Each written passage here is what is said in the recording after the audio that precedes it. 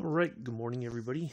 Happy Friday. Welcome back to today's Microsoft Flight Simulator live stream. It's 2 viewer requested flights. Our first flight is going to be for Mr. Adams. He should be here any moment now. Please listen to the following announcement as our menu options have changed. International streaming rules and regulations require me to provide you with the following information. I am on the Xbox Series S. I have the deluxe edition of Microsoft Flight Simulator 2020. Good morning, Mick. We are currently flying the A320neo, and we are departing from Barcelona, and we're heading to London Gatwick. I'm currently not accepting requests for flights. Mondays, Wednesdays, and eventually Fridays is vintage aviation-themed flights. Tuesday is jetliners, including regional jets. Thursdays is military aviation-themed flights. Saturday is P-38 Lightning flights. And Sunday is our scenic flights somewhere in the world. Any other information is located below the video. Thank you. All right, let's get in here and get started. Now, Mr. Addy swore to me he was going to be here. Right? I'll be here, I promise. Oh, well, let's get in here and get the plane started up so we can get to London Gatwick, and then we can get over to Girdwood. And Homer to Girdwood will be our second flight requested by Mick. Fear not, that little spiel I just read will be provided once again later on in the flight, so do not feel that you've missed out on anything if you did not hear the whole thing. Oops. Wait a second. Oh, I know what I did. Hold on.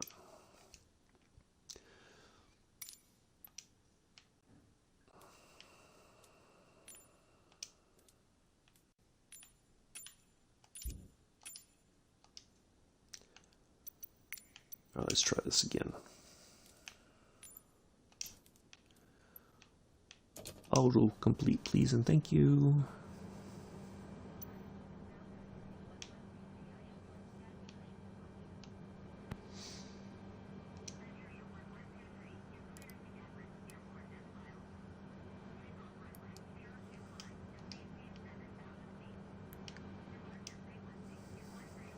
Hello, Mr. Adams, you made it.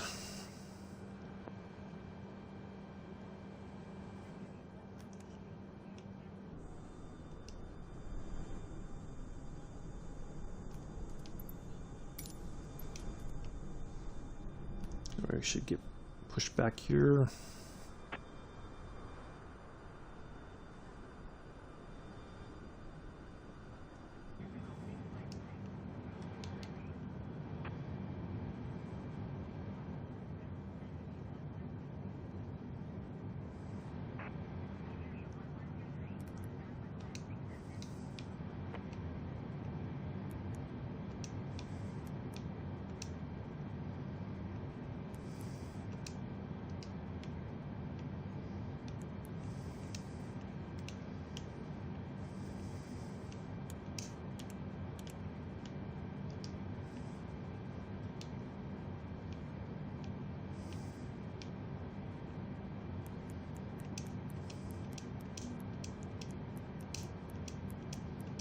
Make sure we're not getting ourselves into a hot mess here.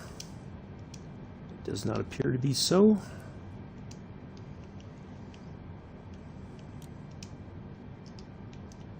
Hello, Patrice. Yep, you made it just in time, Mr. Addies.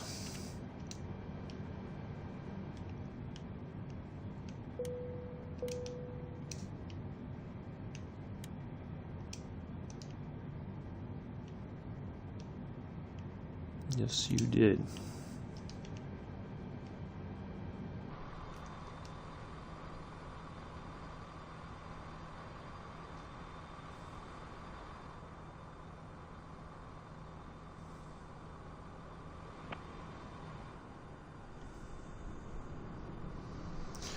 I think technically the end would have to be past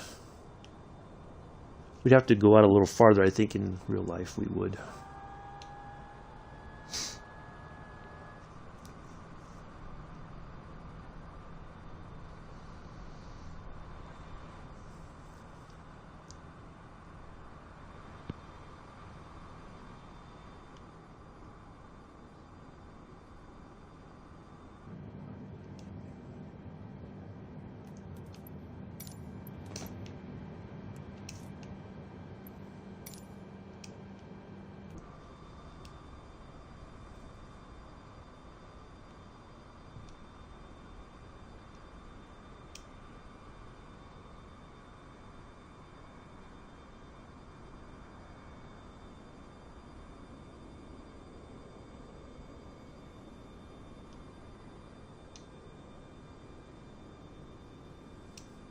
Oh, congratulations once again, Mick, for finishing up the Platinum on Train Sim World 2. Well done.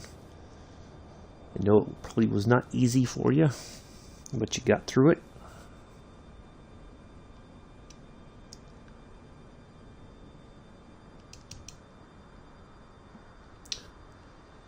Hopefully everybody's doing well today, on this Friday morning, afternoon.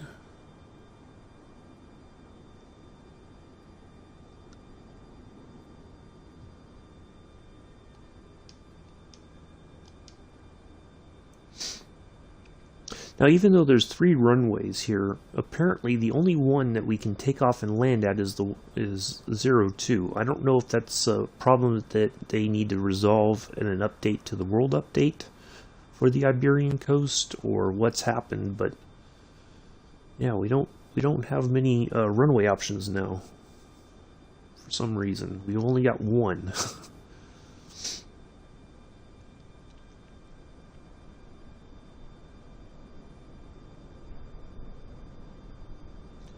Yeah.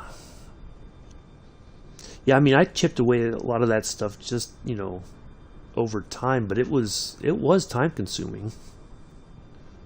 You know, especially when some of the, like that one hard hat that was glitched out on, that was the only thing I needed, and then it was like, okay, trying to go back and find it again, and then like, oh, they just put it out here. I mean, it took them months, I think, before they finally got that fixed.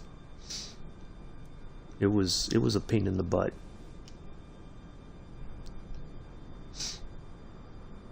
Yeah, it was some time before they. You're welcome, Joseph.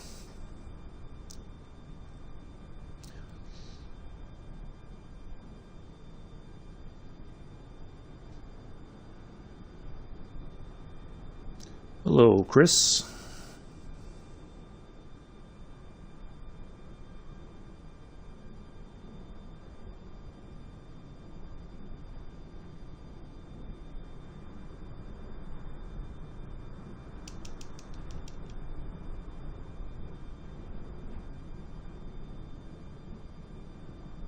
It's going to be a weird entry onto the runway.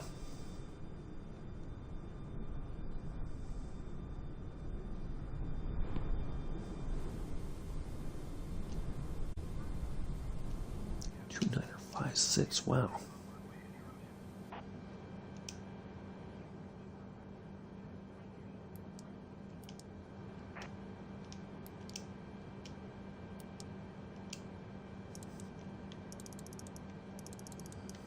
That is a string I never.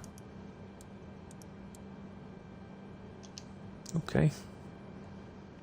All right, I think we are all set. Let's go ahead and go.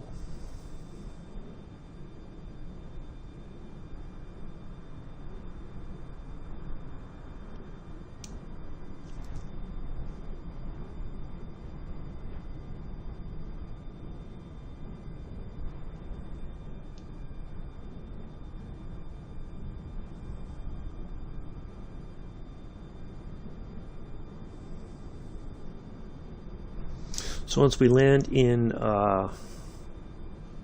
London Gatwick, we will pop over to the PC-6, get going on our flight over in Alaska.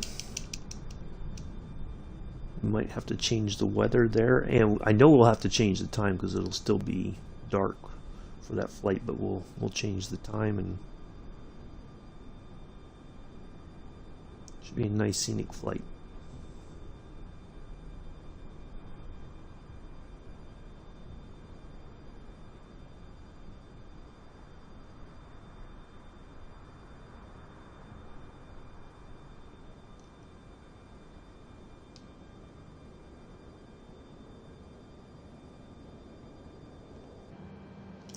Alright, I think that's as good as it's going to get.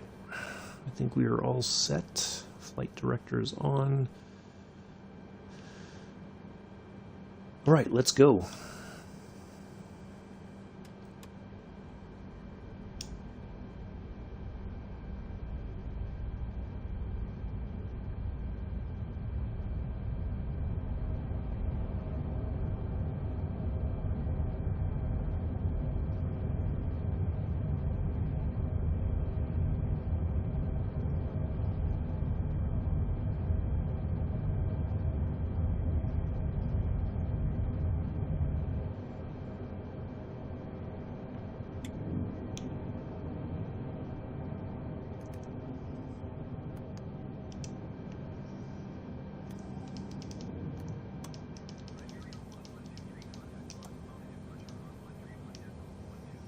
And away we go. Adios, Barcelona. Give them a crusty salute. Mr. Addies, my co-pilot, and I are on our way to London Gatwick.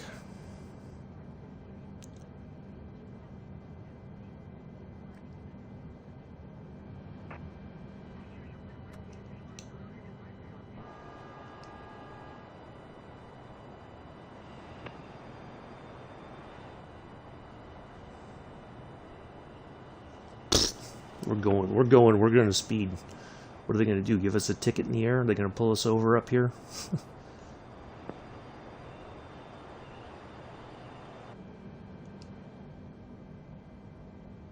We're lighting a candle and getting out of here.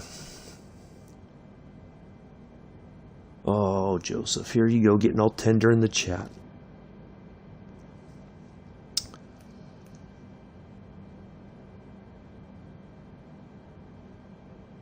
We had enough of the tenderness last night when Mick was thanking me for helping him out in the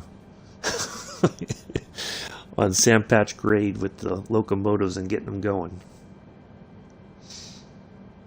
We don't need it. We don't need a tender Friday.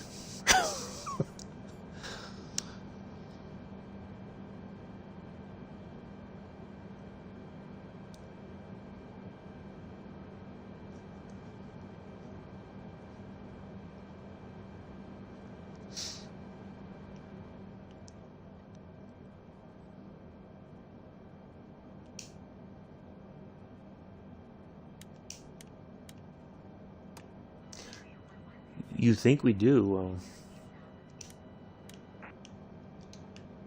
13,000.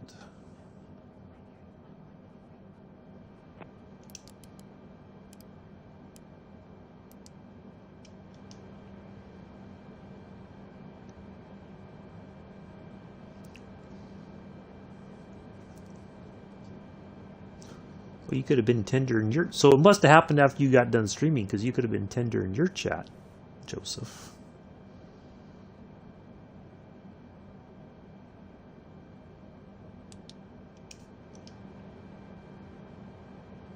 All right, we are all set for our landing.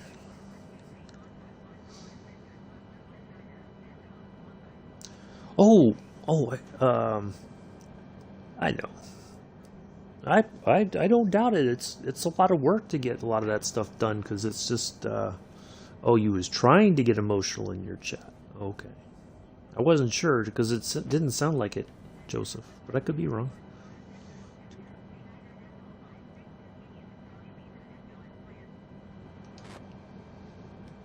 There's our waypoint coming up there, which is the end of our departure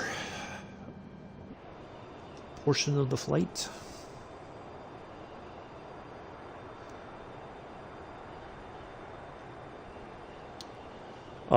Oh yes, so story time. Since while we're climbing out of Barcelona there, back in the distance there. So basically Mick was talking about using explosives, and so the first time I got to go to a demo range in Germany, we went to this area called Vielflicken. That was our main training area. We did all of our weapons qualification stuff there, and it's like this huge training area, and it has all kinds. You have weapons ranges of all kinds. You have stuff for your M16. You have pistol ranges. You have hold on a second. Get this dialed in.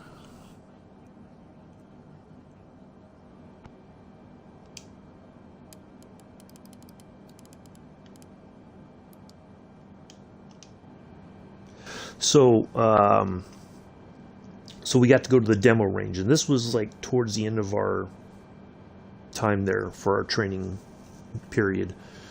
And they give you, you go out. We got to use a live claymore for the first time. You set up these paper targets, for instance. It's like a silhouette target on a wood stick sticking out of the ground, and you set it up and you aim it correctly so it would do the most damage, that kind of thing. Well, anyway, so we got to use C4. We had shape charges, cratering charges, TNT, all kinds of stuff, right? And they just they show you how to set everything up. Like, one of the things as combat engineers we trained on was creating an abattis, which was you find a road that is lined with trees, and you fell the trees just so that they crisscross, and it creates basically, if a tank tried to roll over it, it would slow the tank down, because it's not, they would have to go through this thing. It's not very easy going, so that's like you're trying to get the enemy to go a different direction where you have a kill box basically set up for them. And we did all of our, all the practice that we were going to do. We trained with everything, but they had they had signed out a massive amount of explosives. Now, in the military, if you when you have to at the end of a training period, if you have anything excess, you have to turn that all back in, and then there's like more paperwork to turn it back in than there is to sign it out. And so most of the time, most everybody, if you're like at a rifle range, for instance, and say you have 5 boxes of ammo left, like 5 ammo crates or whatever of ammo, they don't want to turn that in. They just rather expend it. So you would, load up and just keep shooting. You would expend all that ammo. Then you have to collect all that brass, and you turn it in as expended stuff. So that's what they decided to do with this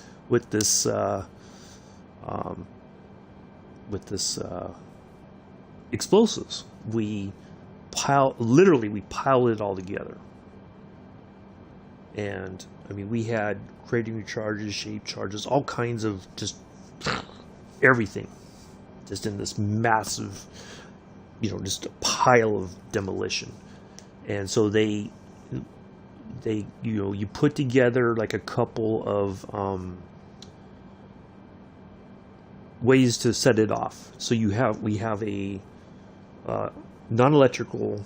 You light the fuse, and then you cut enough of the det cord basically so that you can get to a safe distance. So we did that and then we also had an electrical firing system hooked up. So all this was basically so that you could, in either event, it was going to blow up. So we hit the electric, clack, clack, clack. Boom! It was this huge explosion. And even though we were well in a safe distance, it was definitely, you could hear it. You couldn't so much feel it because we were behind a very thick concrete wall with very thick a very thick window. And I mean, it was incredible. And we were just like, wow, that was, you know, if you'd never really dealt with explosives before, it was like this incredible, like, to see the amount of destruction, right? That literally there was like this, you know, a pretty good sized crater in the ground where all this stuff was. So probably about 5 or 10 minutes later, we got the post commander for Vielflicken. They were like, what was that? Like, they thought there'd been like an accident or something, right? And when it was determined that they had heard that all the way on main post. And I mean, we were pretty far from main post, but the explosion was so loud that they heard it all the way there, and they were like, they thought something serious had happened, you know. So yeah, they told us, like, you ever do that again, you will be banned from the demo range. Don't ever do that. Like, if we had just like did a little bit at a time, they would have been fine with it. But that much together, they were like, no. They were, I think they thought that something had happened where all the demo was stored, you know, because they keep it in a, you know, like a bunker. And yeah, it was just all locked up and, you know, guarded and everything. But yeah, they were like, they were worried that something had happened, and then, no, we did that on purpose. Like, oh no, don't ever do that again. So that was the one and only time because after that I moved to staff position, and so that was the only time I got to actually play with explosives when I was in Germany extensively. But yeah, it was crazy, and but it was fun. You know, we had fun with it, but we were told that was a very, very big no. So yeah.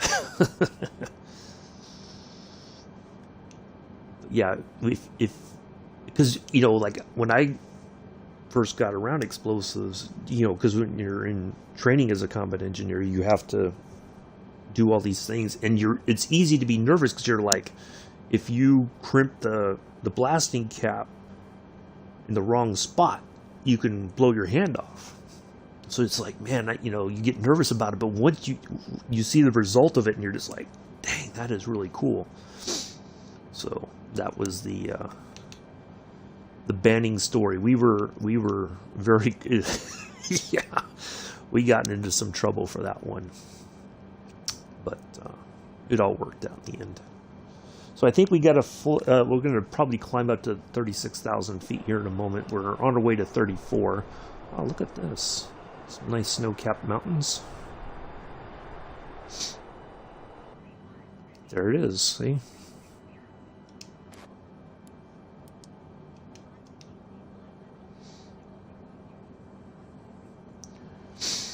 But yeah, it was fun. So for those of you who didn't hear at the beginning, and I'm going to do this fairly often because I've tried to find a way to be a bit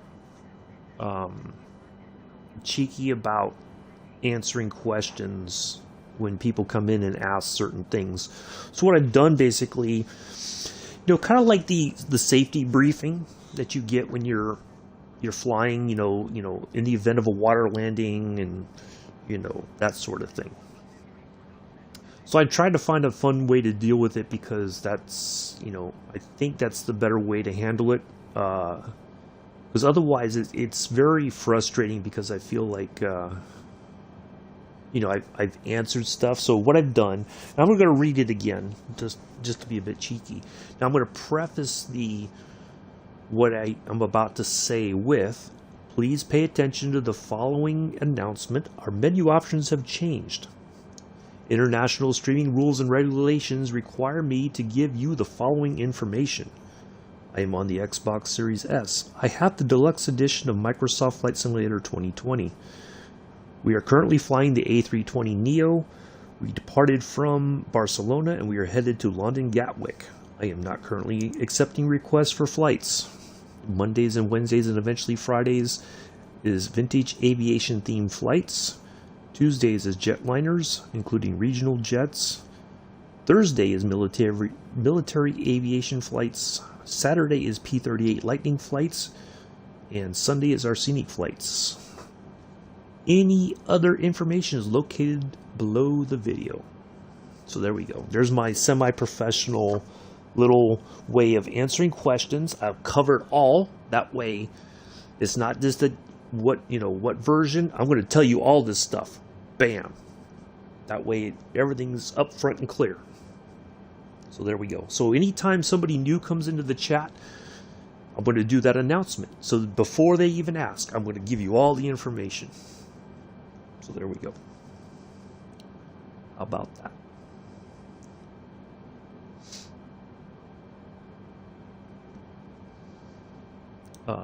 What else was I going to say? Oh, I forgot what I was going to say. Something regional jets. Yes. So yesterday there was a very the Fokker F.VIIb was updated. I'm not sure exactly in what capacity it was updated, but it's supposedly better, but I couldn't find any okay, check the personal yeah.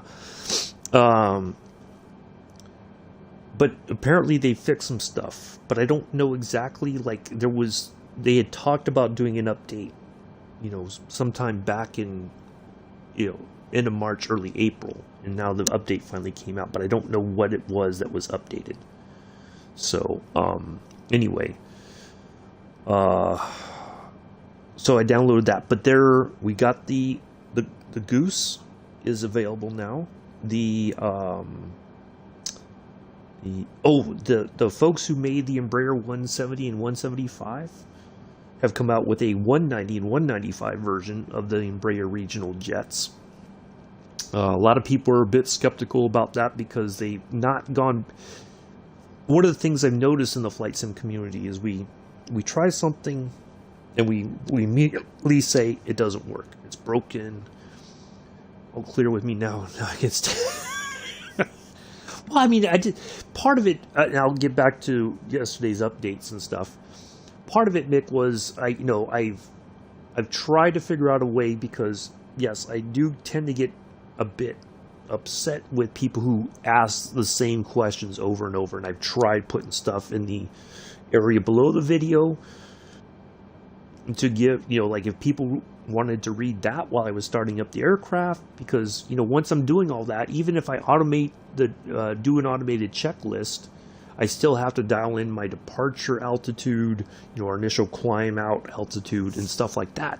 And if I'm answering questions on top of trying to do all that, I miss something, and then we take off and something's not right because I didn't do my procedures or do things correctly in order to get us out of here on time, get us in the air and on our way. Go ahead and let the passengers about the cabin. I think we're going to have a smooth flight. Cabin service can start now as well. So anyway, so I was thinking about it, and while I was flying with Captain Arish on, I think it was Wednesday. Yeah, it was Wednesday because we didn't fly Monday. He had work to do. And I was like, how can I? Because I messaged him and I said, I don't know what else to do. And he said, well, try to have fun with it. So I'm like, how can I have fun with it? And then I was like, that's when I thought about, if I do it this way, then hopefully then it won't come across like I'm being angry, and then people can kind of laugh at it, but that way it's just like I think I cover everything, so there we go. But anyway, so yeah, we've got some really good aircraft has been added. I think the Embraer 190, 195 is going to be good. I know people have been skeptical about, getting it because they feel like the developer has been a bit suspect, I guess, in some ways or whatever. But one of the things I do notice is that we get something, right? We get something in the sim, and then it's like it doesn't work. Now, sometimes we don't know why. Either it's a known bug, right? Or something is conflicting, like we've had with the NXI and the Kodiak, for instance. The working titles G1000 NXI conflicts with the Kodiak. They're trying to figure out why that is. But some people, apparently, it's not like everybody has the problem. It's just some portion of the community has the problem. So, we immediately blame the developers. Oh, they've created a crap product and da-da-da-da. And sometimes that is true. There's still stuff that has been released, since the game came out, with even a month or so after the release of the game. They've never gone back and updated their stuff. Not at all. So yes, there are some things that are just straight out broken. They don't work at all. So that's why I went back. I was like, let me just try. Because when we flew the Embraer, that little regional prop plane, and how the autopilot system works in getting the plane to climb and descend, it's a bit weird. It's not very, what's the word? It's not very intuitive, right? We're used to things working a certain way. But a lot of people, when they're like, yeah, it's crap, I'm not going back to it, they don't spend the time going back to it and trying to figure it out. They just immediately say, oh, it's crap. And then, anytime somebody's like, no, it works, it's better or whatever, no, it's crap, So in some cases, but yeah, it was just interesting to see that people were immediately like, no, I'm not buying that 191. Because it's like, I want more regional jets. It gives us more options while we're waiting on the Bombardier version's regional jet. So that does give us many more, different ways of flying a regional flight, which is very, maybe a couple hours in length, but they're, it's a smaller plane, There's not a lot of, every time I've flown on either an Embraer or a Bombardier regional jet, even if you have a carry-on bag that normally is allowed, they might say you might have to check that because there might not be any room under the seat, or there's very limited overhead space. So, but they don't charge you for that check bag because it's a it's a thing where it's just like, yeah, it's probably safer for us to check it instead of trying to jam it under the seat or jam it into the overhead bin above. So yeah, it's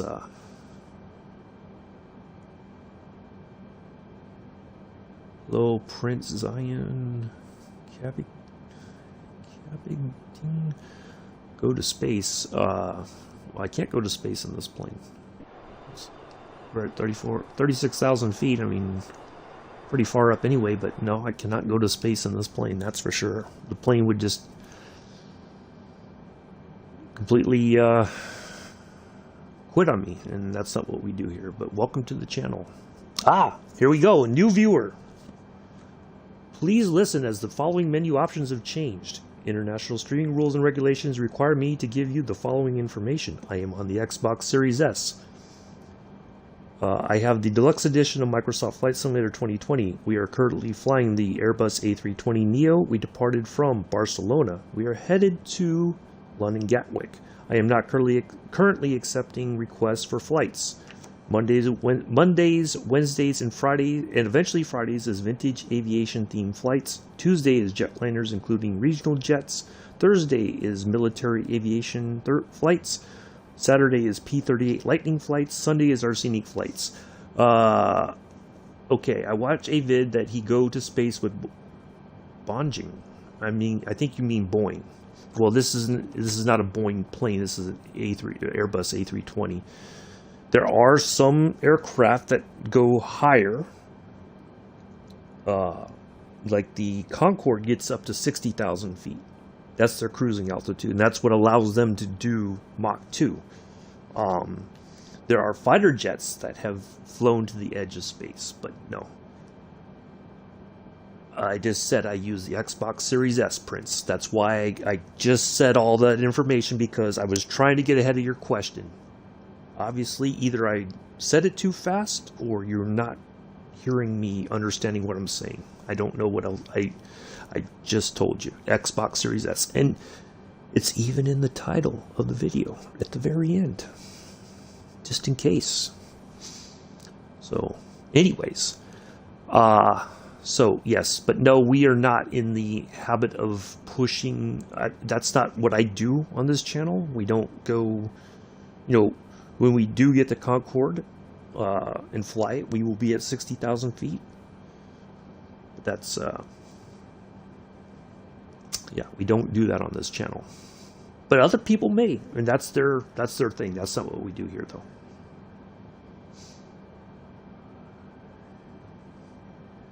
I apologize for the siren in the background.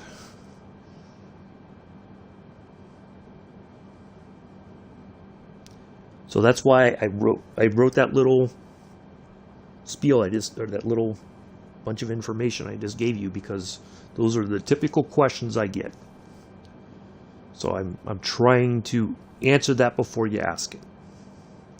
I guess I failed in that endeavor. Oh well. Anyways. So we are still, let's see, we've been flying for about 35 minutes. We still got a lot of flying to go. Arkip is 217 nautical miles away. Wow, that's quite a distance. So let's see if we zoom out all the way. 320. So there's our next few waypoints. So we still got quite a bit of ways to go.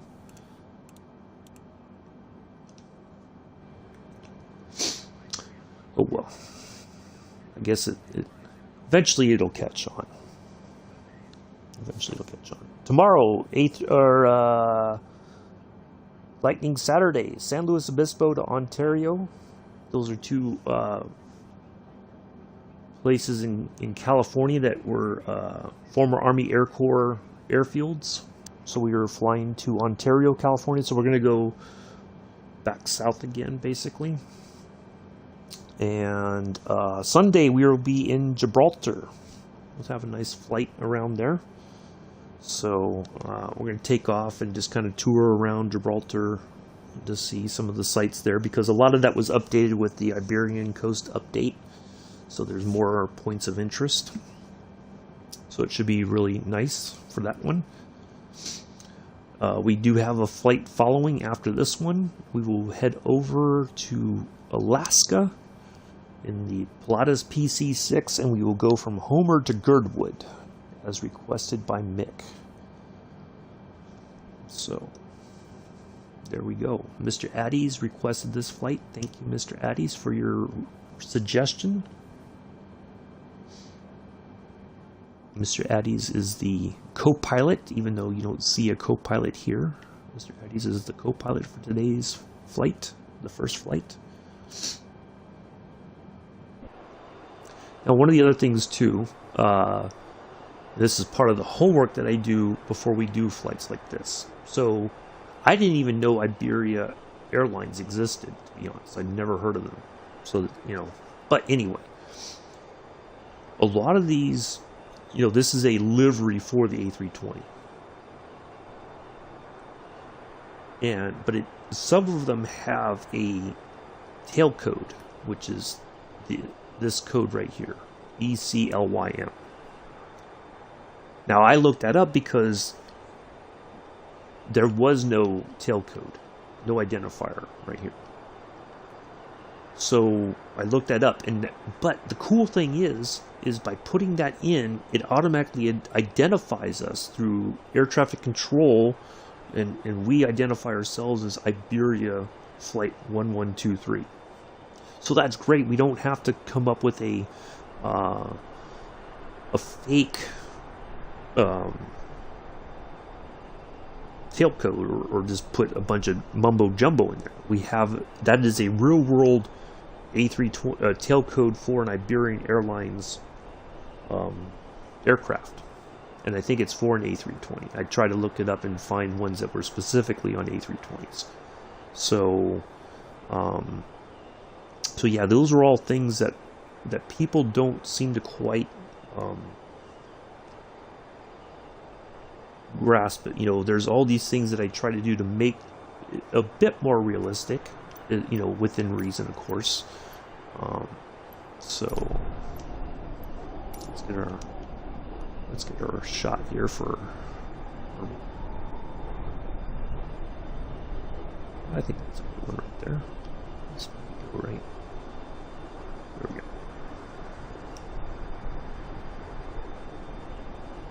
Perfect.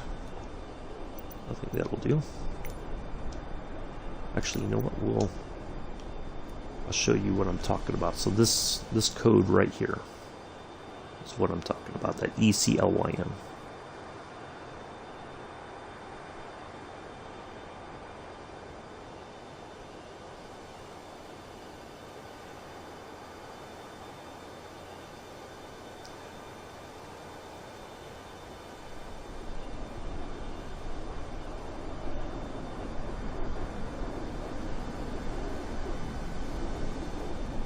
There we are. There's our.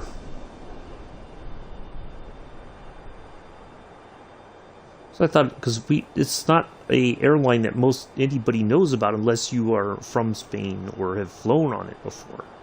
So I just thought this would be kind of a cool flight to London Gatwick for Mr. Addy's requested flight.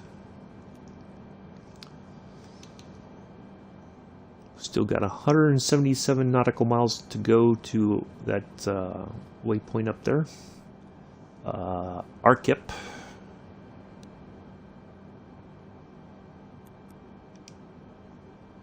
So let's see. Let's go down here so we can see this a little bit better. Okay, so here's the thing, right? We have ARCIP coming up.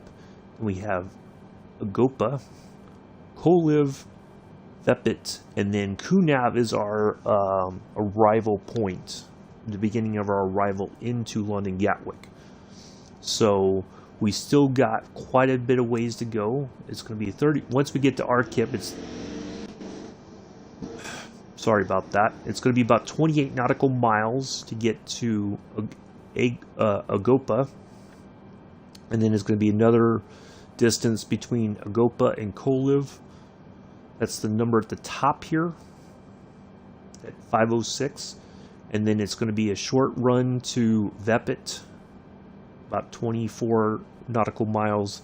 And then we have about 51 nautical miles to get to Kunav.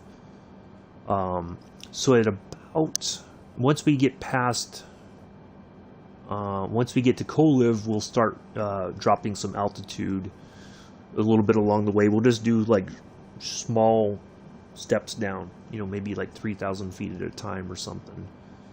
And then by the time we get to Kunav, we need to be at about 13,000 feet. So we've got between here and here to get to 13,000 feet. So we'll do that. We'll have plenty of time, I think, to get all that done. And then from there, it should just be all smooth sailing right into London Gatwick. So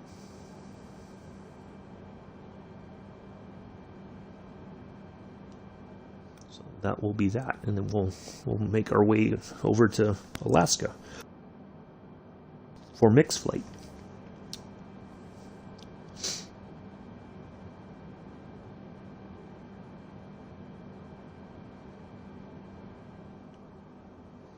So yeah, pretty smooth flight, not too bumpy. It's weird because normally flying over this area, it's like normally we're getting bounced all over the place, but this has been a pretty smooth flight so far. Knock on fake wood. Thank you for the 2 thumbs up so far this morning. Greatly appreciate it. We do try to fly 7 days a week, as long as my schedule allows for it. Tuesday's flight will be delayed slightly until I get back from my blood draw. I gotta go get blood drawn Tuesday morning, so I will.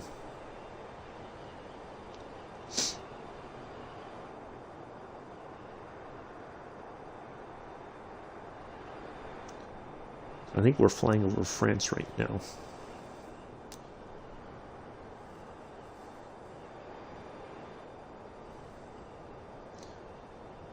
I imagine at some point once we get closer to Archip, I think we'll probably swap over to Paris Center or something like that.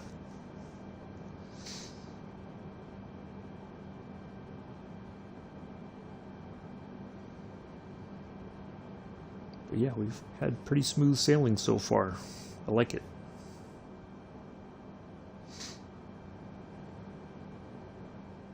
So yeah, eventually I would like to get the 190, 195 Embraers, just add that to our regional jet repertoire. It's got a very similar flight deck to the 170, 175 series. It's got that strange looking yoke. I think that's just how they designed it. It works. I think it's, it doesn't look like it would, but, it looks kind of like, ugh. But no, it works. So yeah, we will eventually. That's going to be added to the repertoire, but not right away.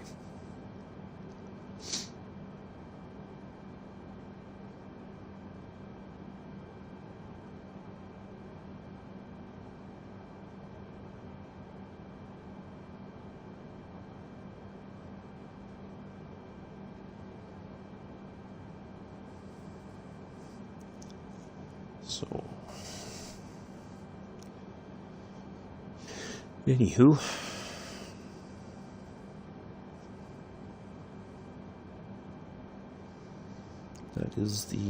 that's the story, and I'm sticking to it.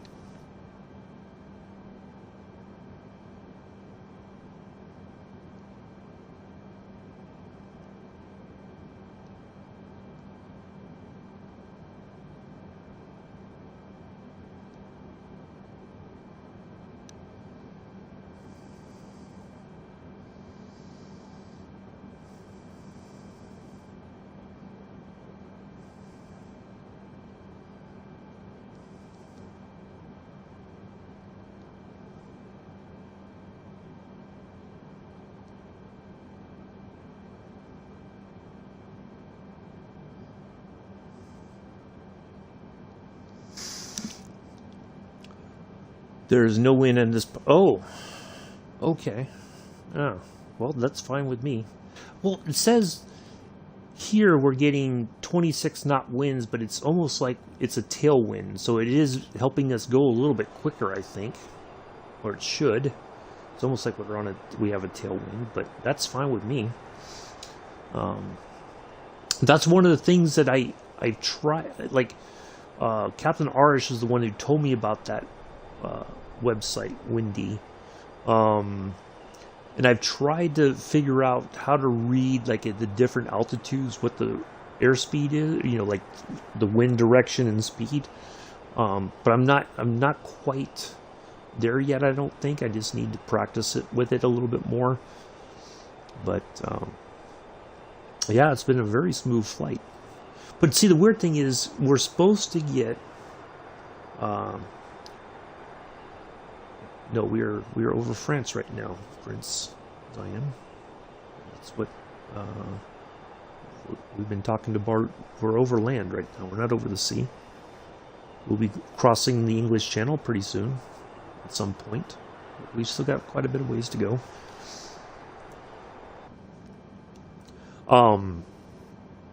What was I going to say? I lost my train of thought now. Oh well. Anywho.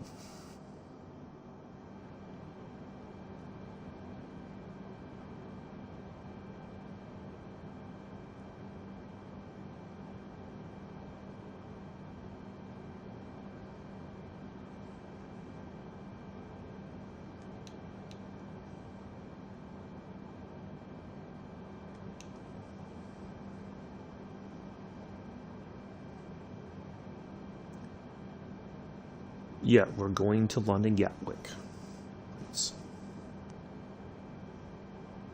Yes. In the game. Not in real life. I am in the United States on the East Coast. But we are doing this flight for a viewer, Mr. Adams. He wanted a flight to London Gatwick. The best I could do for him is Barcelona to London Gatwick because it's a fairly short flight. I mean, it's like an hour and a half, so we are about halfway there, or just over halfway there, I believe. So, still got plenty to do coming up. The A320. All right. Listen, I'm going to say this again. Please listen to the following announcement. Streaming rules and regulations require me to give you the following information. I am on the Xbox Series S. I have the deluxe edition of Microsoft Flight Simulator 2020. We are currently flying the Airbus A320neo. We departed from Barcelona. We are headed to London Gatwick. I am not currently accepting requests for flights. Mondays, Wednesdays, and Fridays is vintage aviation themed flights. Tuesdays is jetliner, including regional jets. Thursdays is military aviation flights. Saturday is P-38 Lightning flights. Sundays is our scenic flights. A320, yes. I've said it now, okay? So please listen to what I am saying. Any other information is located below the video. Thank you.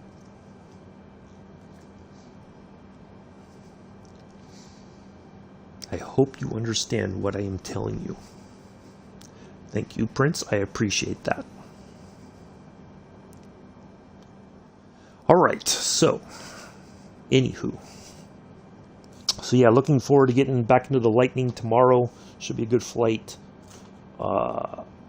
Monday we'll be back in the Fokker F.VIIb, going from Prague to... Oh, no, not that one. We are going from Leipzig to Prague. And that should be a fairly short flight, an hour and a half. Hopefully this time we get a little bit better at the landings. I think I have a better understanding of how to land the plane. Tuesday's flight from Sacramento to Portland in the A320neo. That one is going to be, that's the delayed flight because I have to go get my blood drawn. And then we will continue our flight in the Fokker F.7 going from Prague to Budapest. And then, let's see, Tuesday, Wednesday, Thursday. Our military aviation flight will be in the F-14 Tomcat going from Moffett to Homey. We will be going to the area. I'll just say that we are going to the area. So that's all I will say. But do not get your hopes up about going to the area. We will not see anything. I don't know. Now this is the thing, and it could be possible, but we won't. Matter of fact, I will check it out later today. It may be that if we follow the flight plan and I hit the button that says fly. Okay, Prince, please don't use caps. Okay, I'm going to delete that. That is like you're shouting at me. Okay, I don't appreciate that.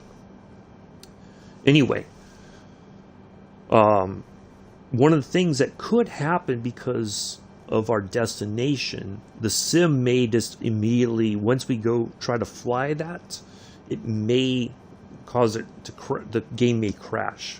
So I'm going to test that out, before next Thursday, to see if that is the case, because that could be possible. So if that is, it's because they don't want, even though we can technically fly there, they don't want us to go there. So the game may glitch the game out or something. So we'll see. Hopefully not. Yeah, I think that is a well-known standard in streaming chats, Prince, is caps. That is like you're shouting at somebody when you use all caps. So, yeah, please don't do that. That's disrespectful. I do check the chat, so so yeah. You're more than welcome to hang out, but just I think there's well-known rules that exist. Most every streamer has the same sort of standards. So,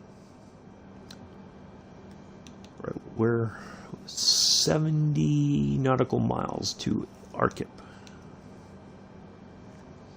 So I will check that beforehand. Now, once I check it when we fly tomorrow, I will give you an update. Like if I discover that it does crash the game, then we will find an alternate location for us to fly to.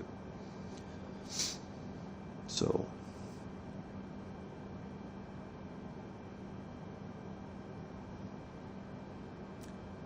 can't wait for next Friday. What's next Friday? Next Friday is the 29th. I don't. What's next Friday, Joseph? I don't understand. Because I don't know why you'd be excited for my flight from Colorado Springs to Pittsburgh International on the A320. So I don't know, unless there's something else going on. So, anyways, yeah.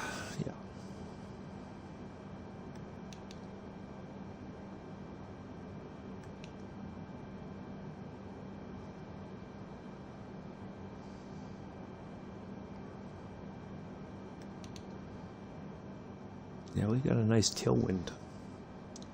Oh, doing 9 hours on train sim. Oh, okay.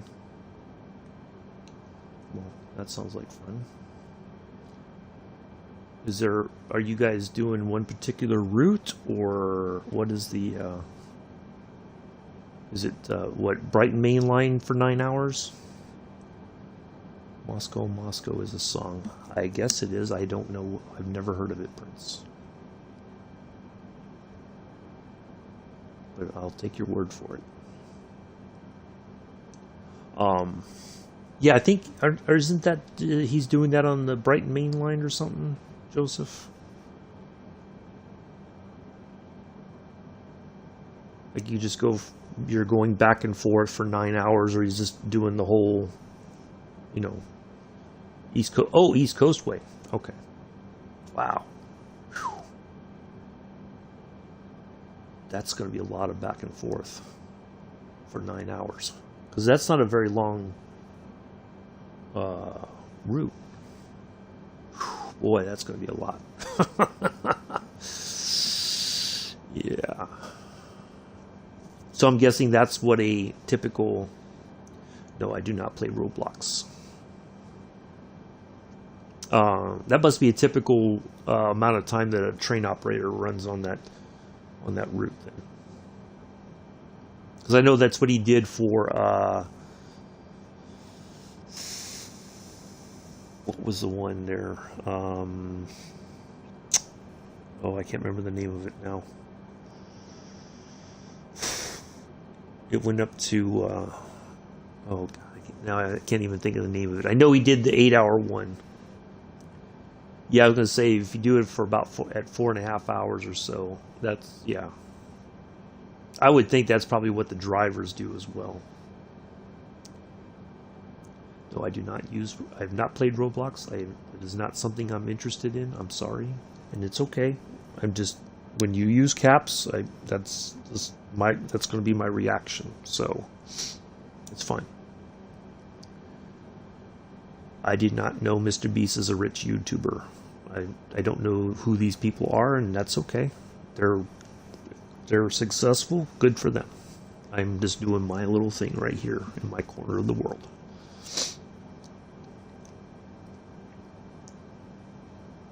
And one of the other channel rules that I have is I don't prefer to talk about other streamers, okay? Because it's, oh, yes, yeah, I heard him say something about that. Yeah, it is for charity. Yeah, like if like people that I know who have subscribed to my channel that I know that they're streaming also, then I will give them shout outs, but I don't want other people to mention other streamers. Oh, there we are. See, I figured we would be talking to Paris Center at some point. Well, that's good. You know, good for him. Or good for them, whatever.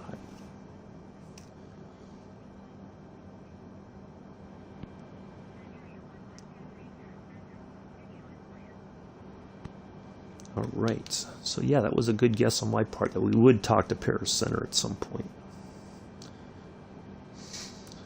So yeah, I have people that I follow that play Microsoft Flight Simulator that are much more, have been playing a lot longer than I have, that I watch them.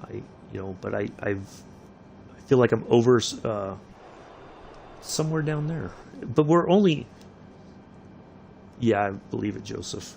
We're just talking, we are in their airspace. We cannot see it, we're at 36,000 feet. So, there we go. It's just that we are talking to the area that controls the airspace that we are in now. That's all.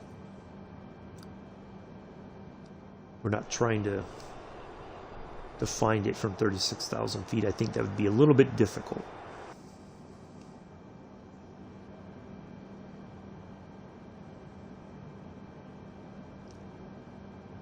Anywho's. All right, so we have that coming up, and then we have. Let's have a look again. So that's where we will start our reduction in altitude once we get there. Okay. From the Philippines. Well, welcome. I have many viewers from your part of the world, so you're more than welcome to be here.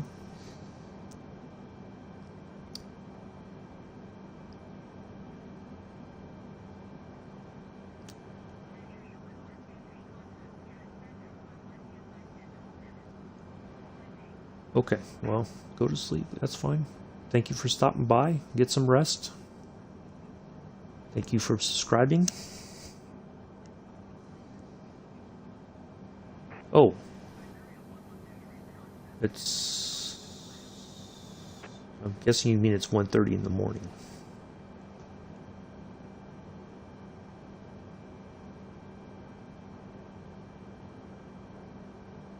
If you're sleeping at 1:30 in the afternoon, then I'm guessing you're taking a nap. Either way, go get some rest. That's fine. Appreciate you stopping by.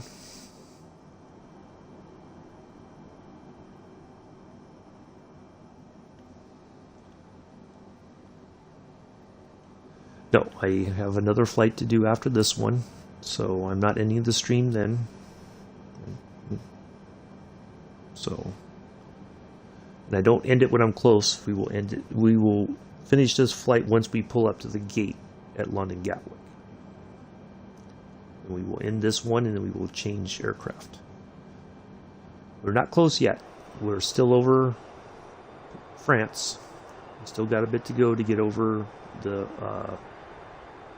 English Channel. We still got quite a bit of flying to go. But we're getting there. We are almost at the phase that we will start our losing some altitude in preparation for landing.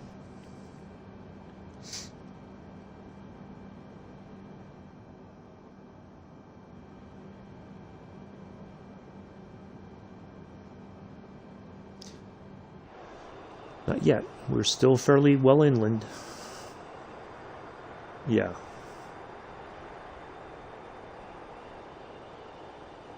We haven't gotten to that point to cross the channel, but we will eventually.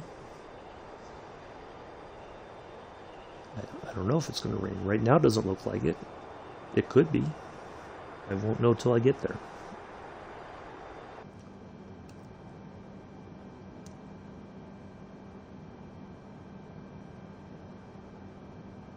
I think Mr. Adams was talking about where he lives, maybe in the UK. Looks like it might be raining there. I don't know. I think that's what he was talking about. Because the weather in the game, or in the sim, isn't always exactly how it is. And, you know, it's like it takes a while for it to update. But it's, if it's raining there when we come in, that's fine. It's okay, Prince, that's fine. Do what you gotta do. You don't have to, if you say I have to go, that's all. I don't need to know everything. It's fine. Go take care of what you gotta take care of. It's okay. I appreciate you coming in, hanging out for a little bit. It's all good.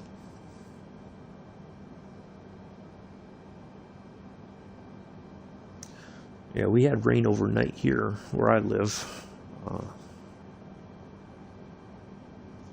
But it looks like it's going to be a kind of a nice day today.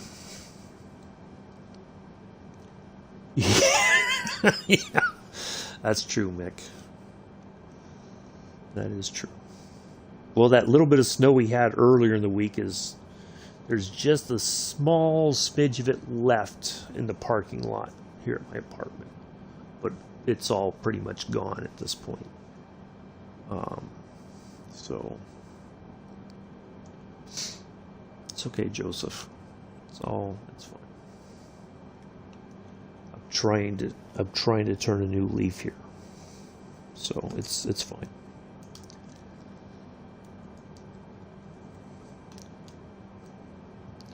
It's apparently well, I won't say anything. Anywho's, so yes, I did that Tuesday. We flew in the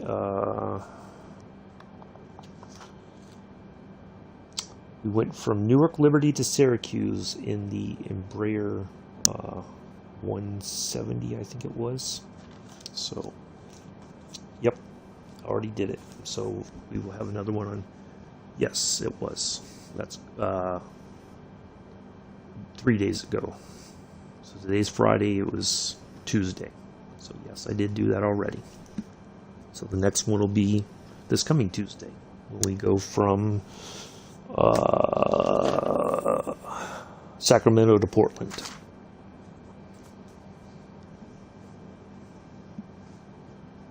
And that will also be in the A320neo.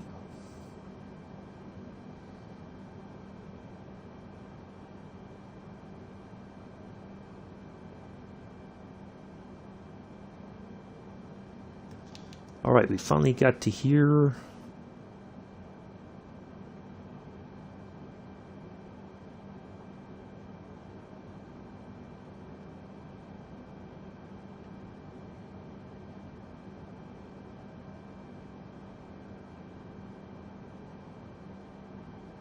I didn't think it was going to be that far. I thought it was less than that, but maybe I didn't see the numbers correctly. Let's have a look.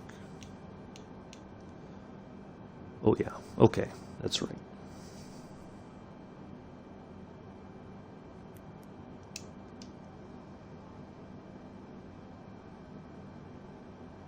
Joseph, it's fine. All right. No, I have explained this again, and I'm going to say it again, Prince. And I'm gathering it's a language barrier. I am not currently accepting viewer requested flights. Okay. First off, you just came into my channel. I prefer that we get to know one another. Okay. Spend time in my channel. Be here when you can. It's fine. But I am not accepting viewer requested flights at this time. Okay? Thank you. But thank you for your request. That is first off, that's a very long flight. I don't have the ability to sit through it that long. Okay, that is Mexico to Hanoi. No, I'm not. Hello,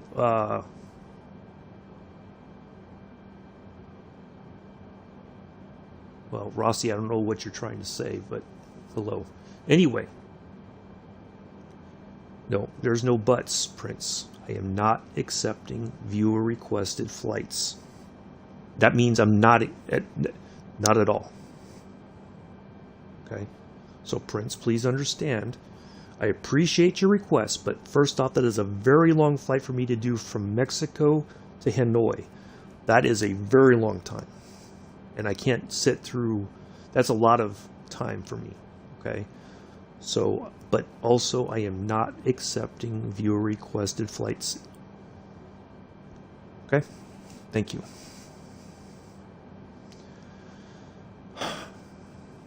All right. So, we lucked out on a. So okay, Rossi, hello. You're welcome to the stream. I'm gonna explain. I'm gonna say this. Okay, please listen to the following announcement. Streaming rules and regulations require me to give you the following information. I am on the Xbox Series S. I have the deluxe edition of Microsoft Flight Simulator 2020. We are currently flying the Airbus A320neo. We departed from Barcelona and we are headed to London Gatwick. I am not currently accepting requests for flights. There's no wiggle room on that. Okay? Prince, I just said the answer is no. Oh, nice, Rossi.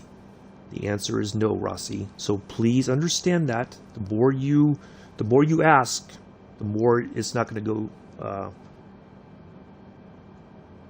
It's not going to. There's no wiggle room here. Okay.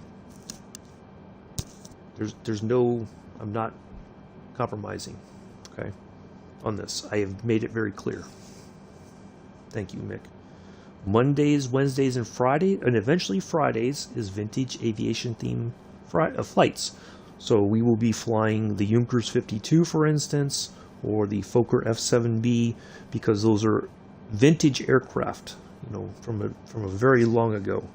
Tuesdays we fly jetliners, including regional jets. Thursdays is military aviation themed flights. Saturday, we fly the P-38 Lightning. We are flying to former Army Air Corps air bases. We're starting in California. We'll just kind of make our way across the United States. Sunday is our scenic flights. This Sunday, we will be in Gibraltar. So, anyway, thank you. Oh, and finally, any other information is located below the video. Thank you. All right. It's fine. Anyways, so yes, that's what we try to do.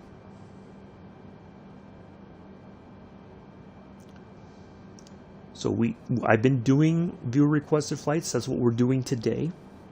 But as of the 13th of May, there will not be any viewer requested flights. Once we complete that one on the 13th of May, that Friday, there will not be viewer requested flights till sometime in June. It should be about the middle of June. But it's not going to be I can't do long flights. Even Mexico to Canada, that's still quite a bit of time.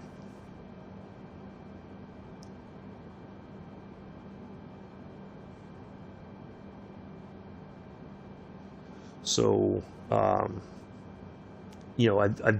did a long flight in the 747 going from JFK to Frankfurt. That's like 7 hours. And for me, by myself, that's a long time.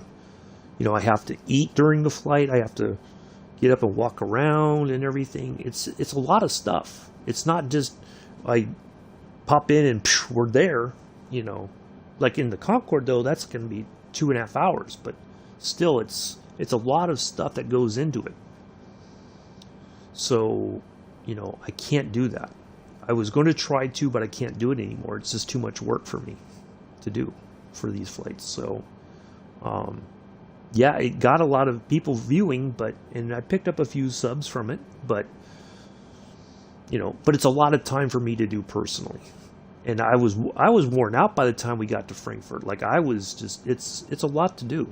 Even though the plane's flying itself, it's a lot of work. So yeah, I just can't do that. It's not good for me. It's not healthy to sit for that long. Even if I get up and walk around a little bit, it's not a lot, and then trying to eat and keep an eye on the chat, and people come in and ask questions or whatever, and it's a lot to do. So, and even with mods here like Mick, for instance, it's people are wanting to interact with me, not so much the mods. So but then I try to be pleasant, because I'm trying not to get angry about things, because it's easy to get angry about it, but I don't want that. So all right, we are still over. That's a little bit of a lag there. That kind of gives me a bit of a concern.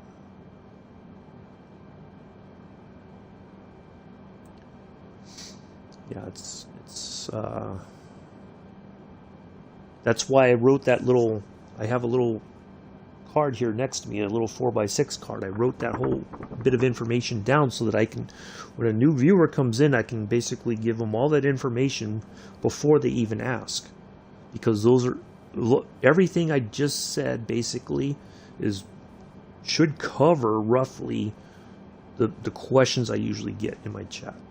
So I'm trying to answer them beforehand in a way that's kind of fun, because it's kind of, I think about it, if you've ever flown in real life, when you're pushing back from the gate and the flight attendants going over all the safety stuff about the the cabin pressure suddenly changes, the masks will drop, and what to do, water landing, where the flotation devices are stored, which way would find the exit near you. So I try to kind of replicate that in a way, but it gives the viewers information that they may be wanting to know about before they even ask it. So just like when people flew or have flown in the past, they would want to know, like, what happens if this happens? So that's why they had to develop all those rules and regulations. They have to, tell everybody all that stuff, because otherwise they would get a lot of questions. So anyway, all right.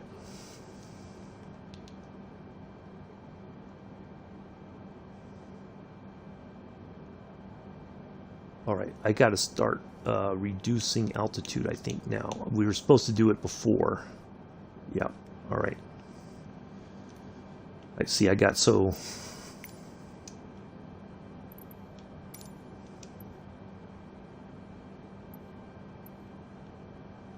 I have to go to about 8,000 right now.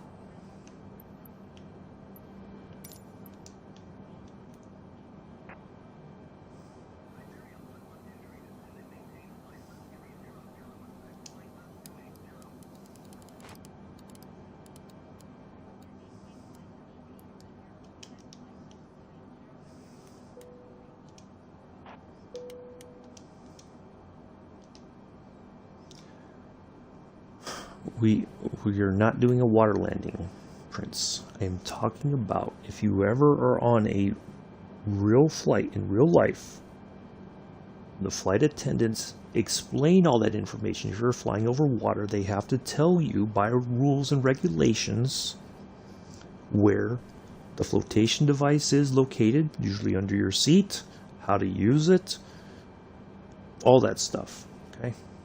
So I'm just trying to...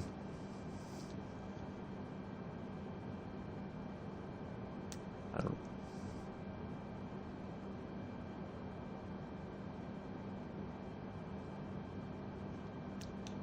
I'm trying to make the information that I give try to be a bit fun.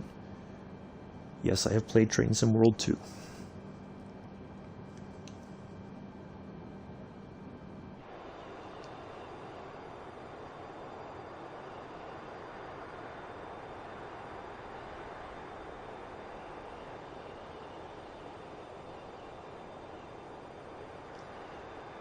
Yes, the London Underground was my most recent Train Sim World 2 stream.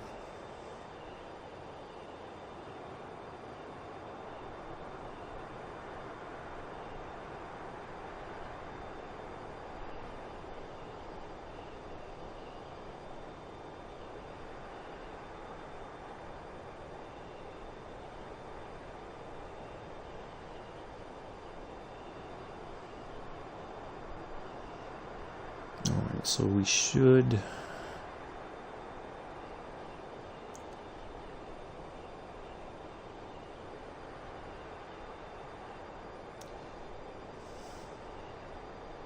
Yeah.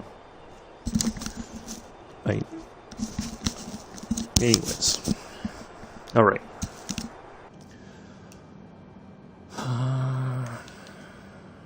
So yeah, we should get the okay to go to 28, and then yeah, we're gonna have to drop more altitude here soon. We gotta start getting ready to line up. Okay. I'm glad you're having fun. I just oops, where am I? There it is. Alright. I need to see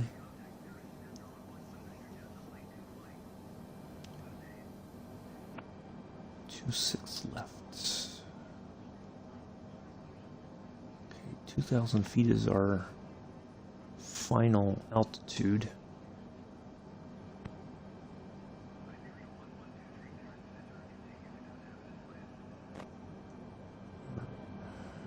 We should get the okay. Oh, there we go.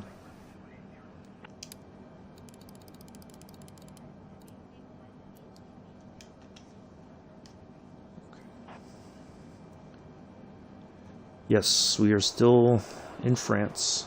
We haven't crossed the channel yet, but we will be soon.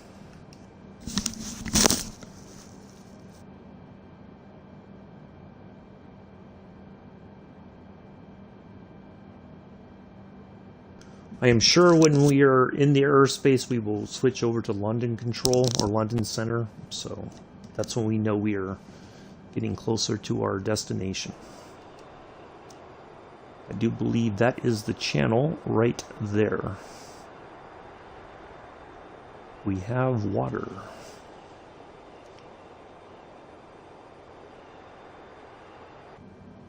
Alright, now I gotta go to, I think it was 13,000. Yeah, so we gotta drop 5,000 feet.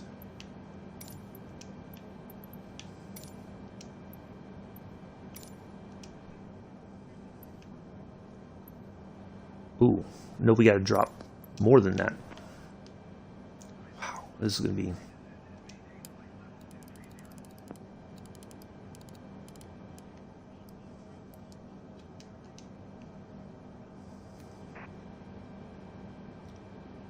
You're only two what? I don't understand what you're saying. It's okay, Prince. It's fine. I'm not worried about all that. It's fine. People come and go as they please. It's all good. Don't worry about it. Just sit back, relax, and enjoy the flight. Okay? Please.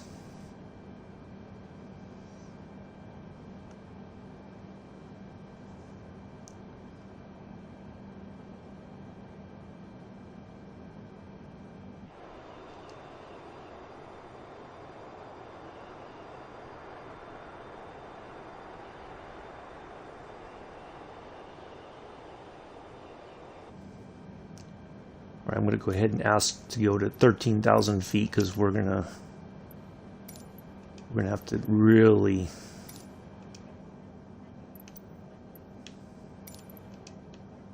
oops. Oh, come on.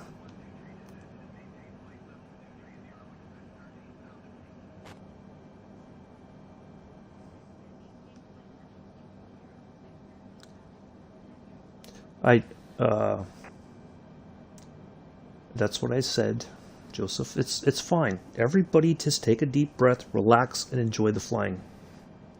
Okay? Just please. Okay? It's Friday. Just let's enjoy the flight. Okay? Thank you.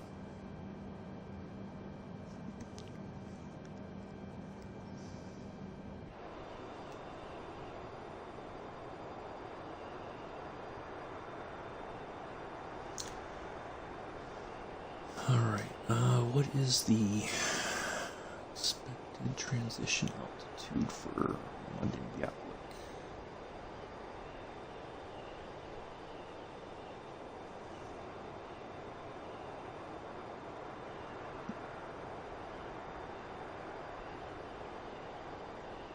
$6,000 feet. Wow, that's kind of early. That's kind of late in the flight.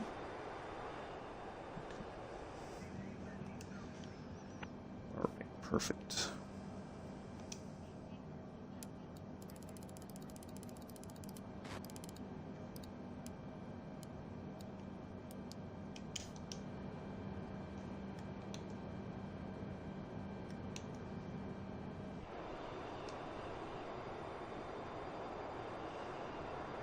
All right.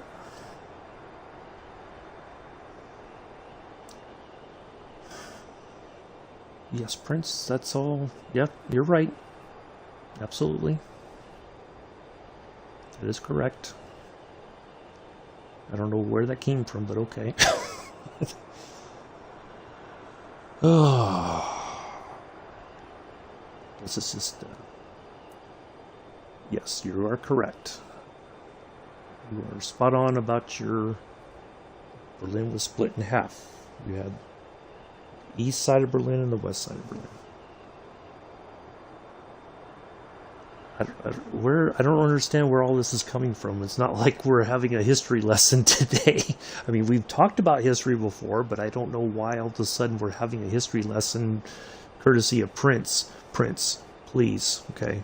I'm going to ask you very nicely, okay? Please just sit back, relax, and enjoy the flying, okay? Please. That's what we're here for. If we were talking about history, then that's what we would be doing right now. That's not what we're doing, okay? So please just relax, enjoy the flying, okay? Please, I'd like to have you here. Joseph, calm down, please. Just, I want you here. I want you to hang out, Prince, okay? But please just relax and enjoy the flying, okay? Don't spam the yes. All right? Just one yes is fine. Okay? Just relax for me. Okay? I appreciate it. I am well versed in history. It's fine. Just that's not what we're here to do for today. Okay?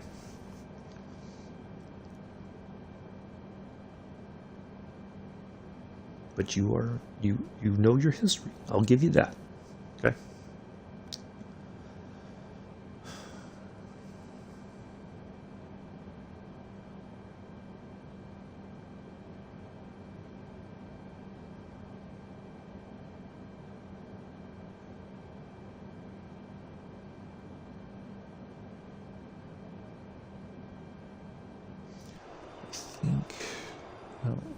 Gotta look at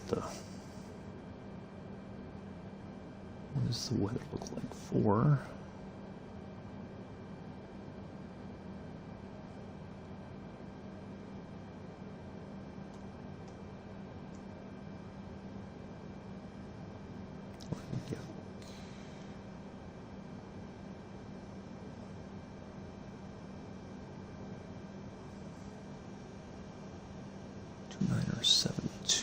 Okay.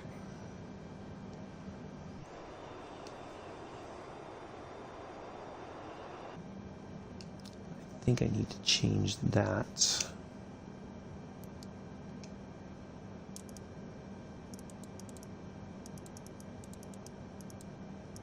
Try that first and then see how close we are to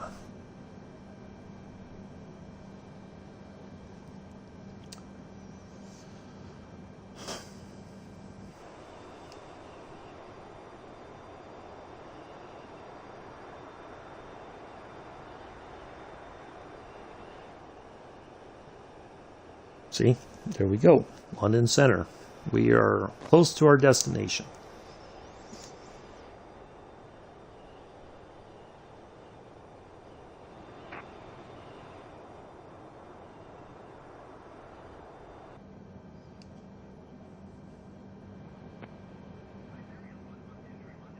Niner 65, so I wasn't too far off.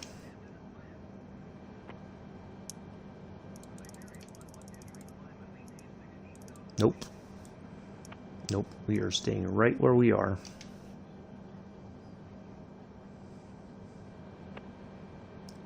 There's so many ants, I don't know what you're talking about, Prince. You're making some very strange comments in my chat, and I don't know what you're talking about.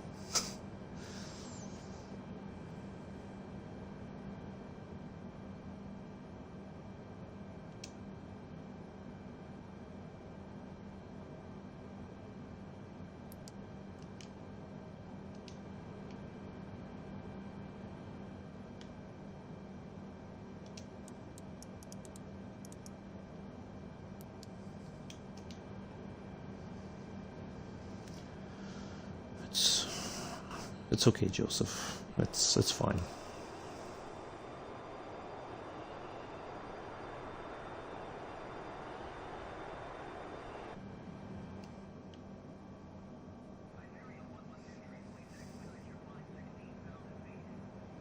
Why would I go to 16?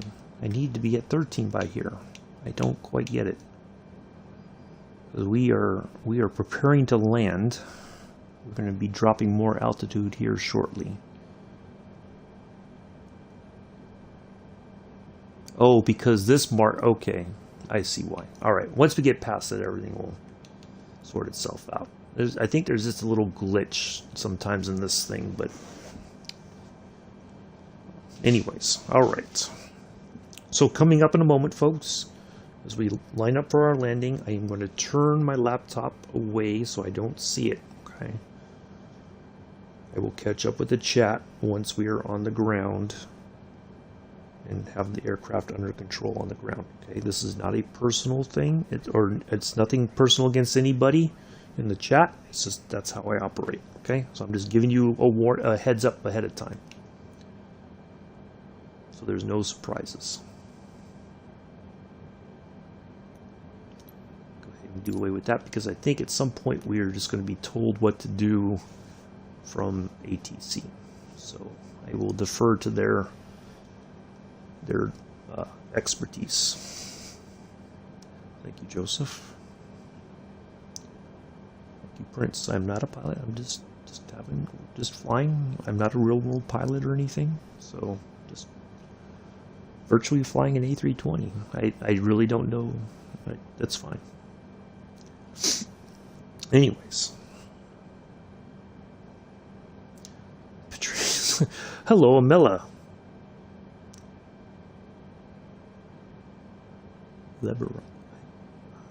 Okay, that's fine. Hello, Amela. How are you today? And to remind you, Amela, before you ask, I had turkey hot dogs last night for dinner. I know you said you would probably ask, so I will answer you before you ask. If that's okay. Nope.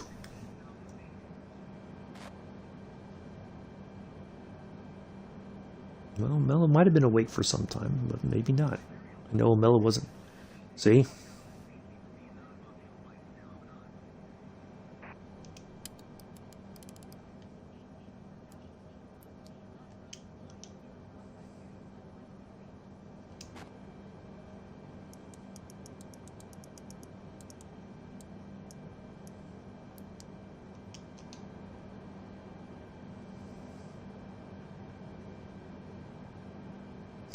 I am okay, Amela. I'm doing fine for a Friday morning. Amela's one of the viewers. Right there in the chat, Prince. I've known Amela for quite some time. There's a few people in this chat that we have known each other for a few years now, Prince.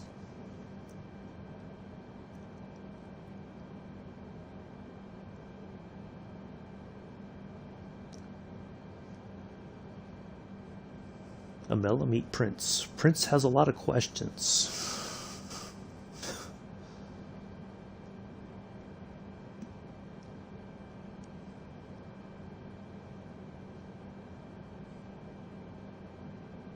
Prince even gave us a history lesson earlier in the stream. It was quite enlightening.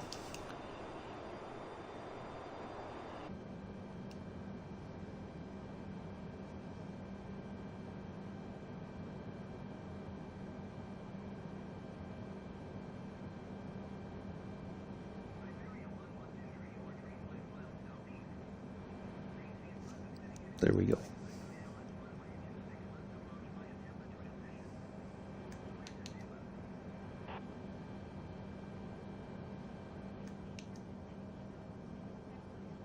All right, we are going to have to start slowing down quite a bit here.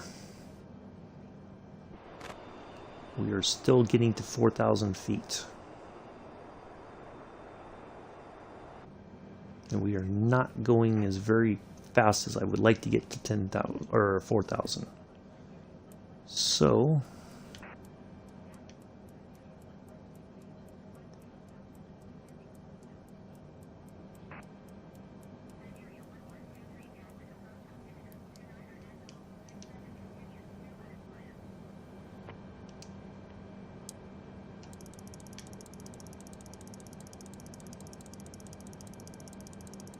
this is what happens. 2967. Oops.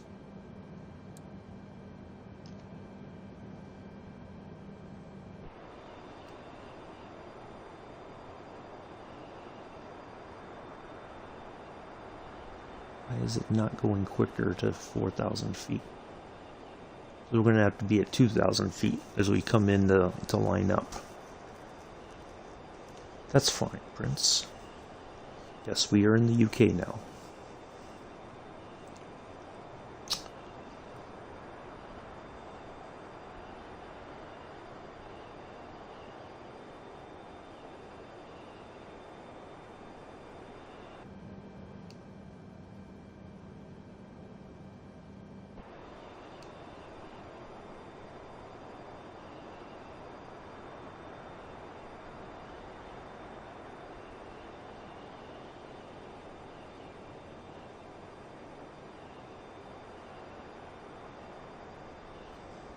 So this is part of the if we'd started descending earlier, like I had expected, then I think we'd be in much better shape now. Now we're trying to do everything very quickly, and it's going to be a very I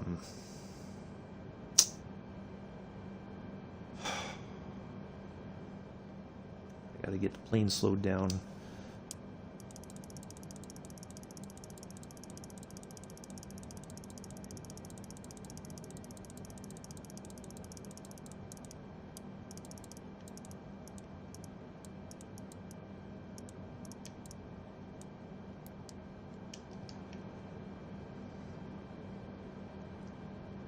Yes,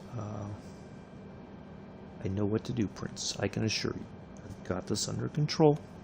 Okay? Just please sit back, relax, enjoy the flight. Okay? I've done this numerous times. I've got it under control. Okay?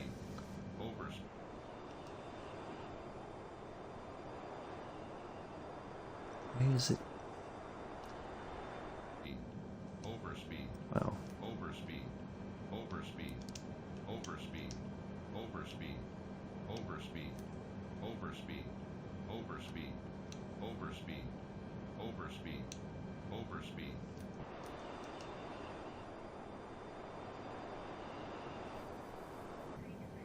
See?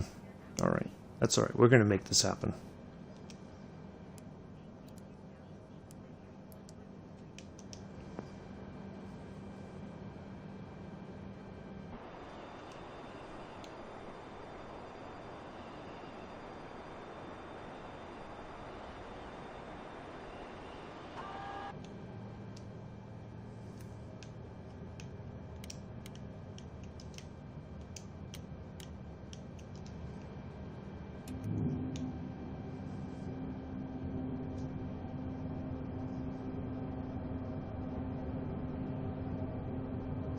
It's just a thing where people who care about the Earth, it's taking care of the Earth, Joseph.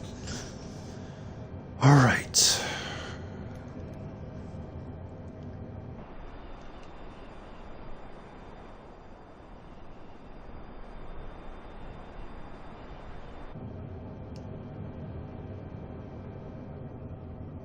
All right, our airport is somewhere over here.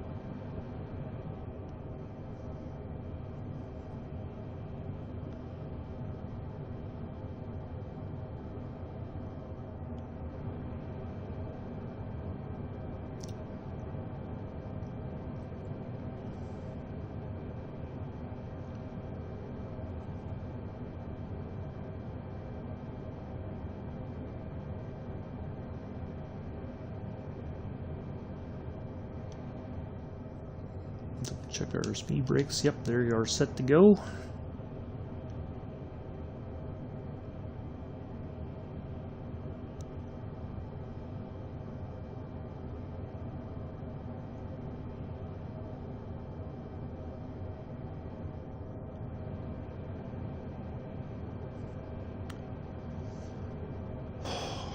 All right, I'm going to turn the laptop to the side so I don't get distracted.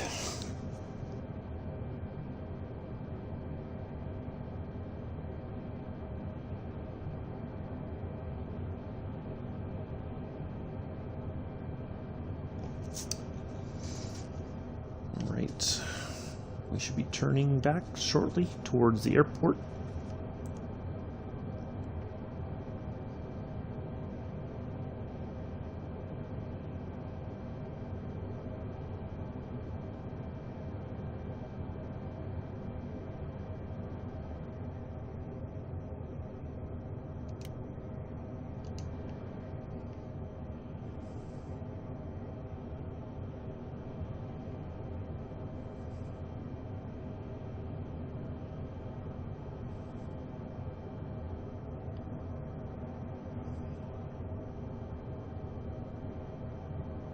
And now we will turn. There we go.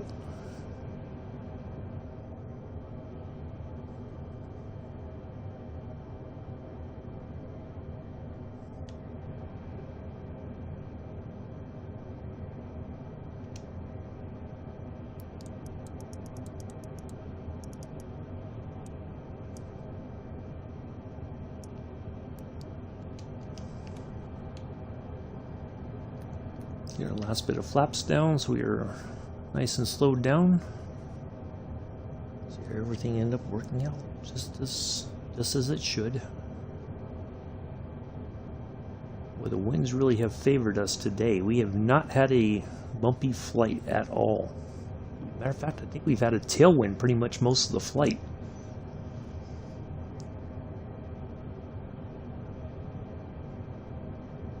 Including our landing. This is going to make our landing...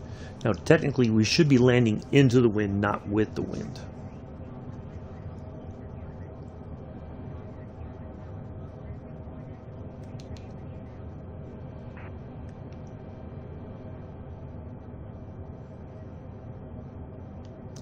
Go ahead and turn on the ILS system.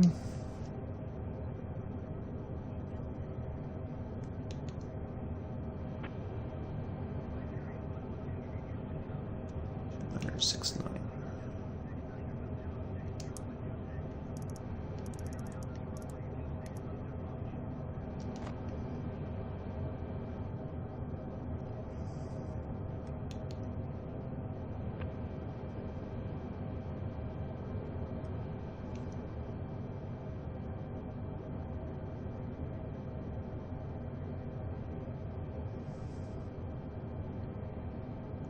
So we can engage the localizer first. And that little diamond there on the bottom is moving to the middle. That's what we want. Once it's lined up, we will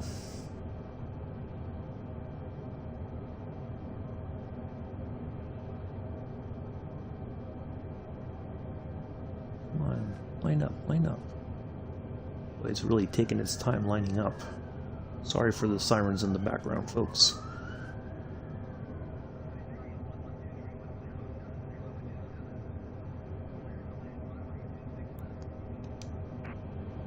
Alright, we're good. Yep, we're good. We're good. Alright. There's our runway right there.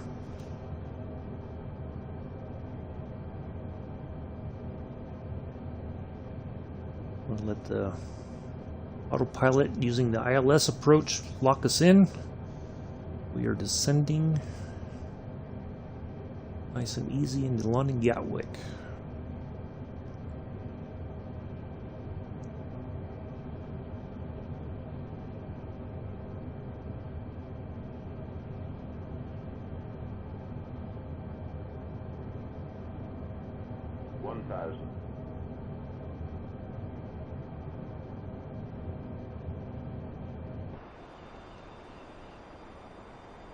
Okay, everything flaps are down, landing gears down, we are all set.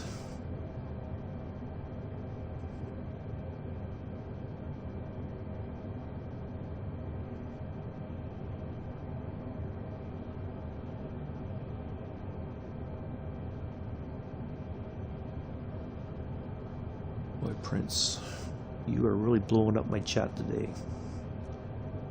500.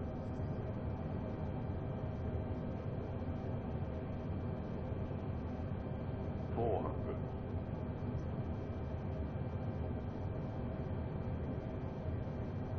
300.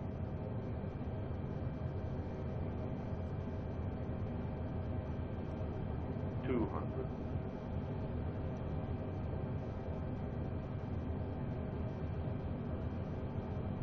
100. 60, 50, 40, 30, 20. Retard 5.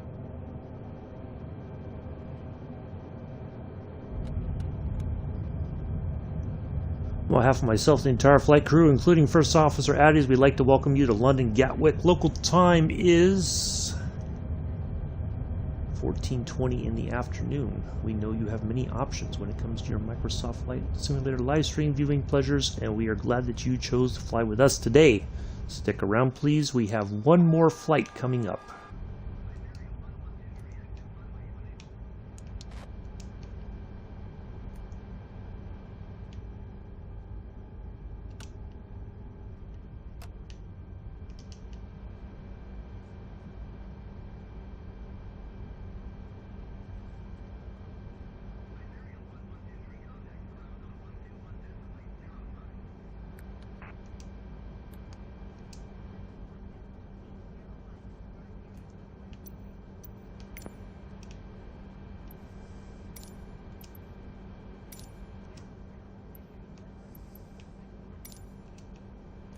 All right.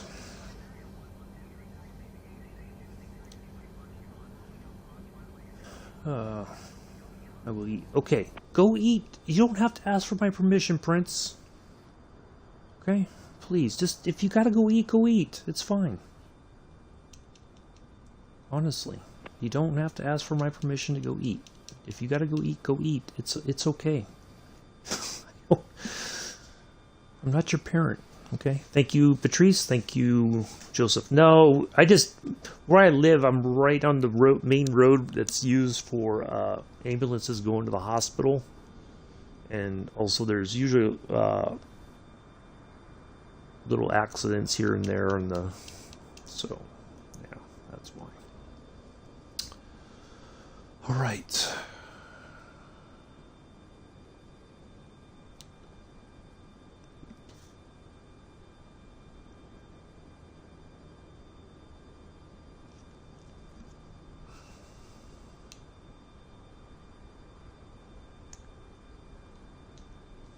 See, that's why I turn my screen away as I'm trying to land, because I would have lost focus if I'm looking at what Prince is saying in the chat about going eating, and then I would have goofed up the landing. So that's why I have to make an effort to turn. And I had a feeling Prince was going to put some really wild stuff in the chat while I'm coming in for a landing, and he did not disappoint.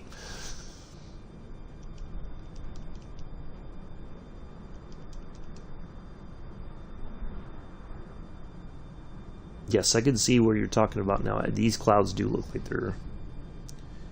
You're welcome, Joseph. Glad to do it.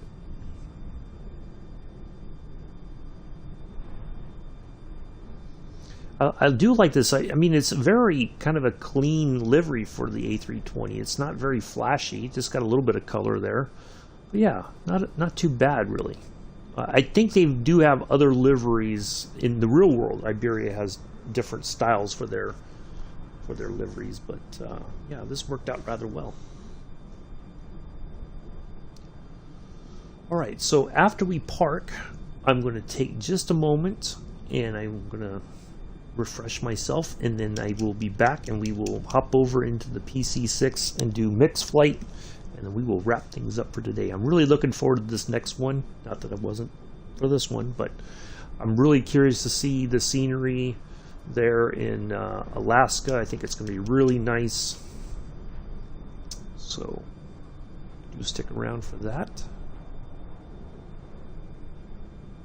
I almost feel like I could go run and do everything right now, because it seems like this is we're gonna do a flying tour of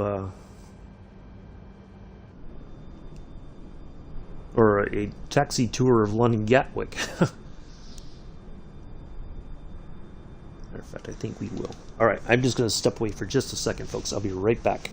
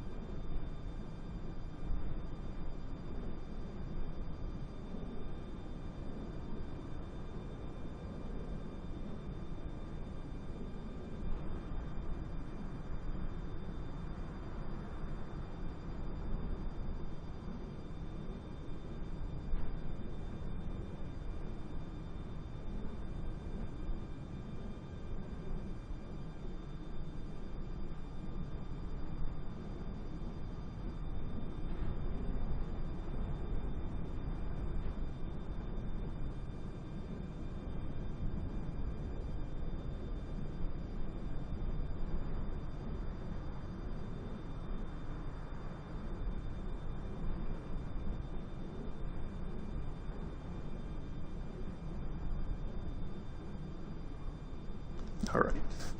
I didn't realize the plane would gather that much speed while I was gone, but it did. That's fine.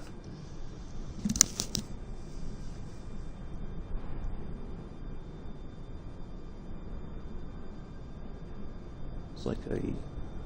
Oh, there's the TAP, the Portugal airline livery. Ah, nice.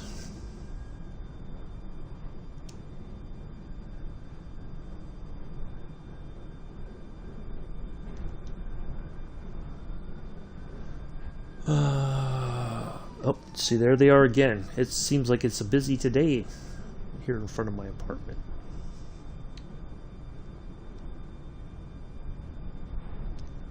Thank you, Joseph. Appreciate it.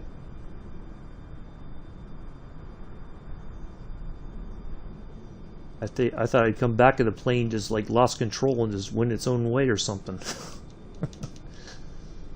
Which sometimes seems to it does that. It's like it just does its own thing, and I'm like, why is it doing that? All right, we are almost to our. It's like we're almost to our gate right there. I want to cut. Well, I should cut the corner. I feel like I should, but I'm not going to. This is the time, folks, if you want to go grab something to drink, run to the restroom, grab a bite to eat. Daddy, go give your mom another hug if necessary. So we still got a few minutes, so we will hop over into the PC-6 here in just a moment.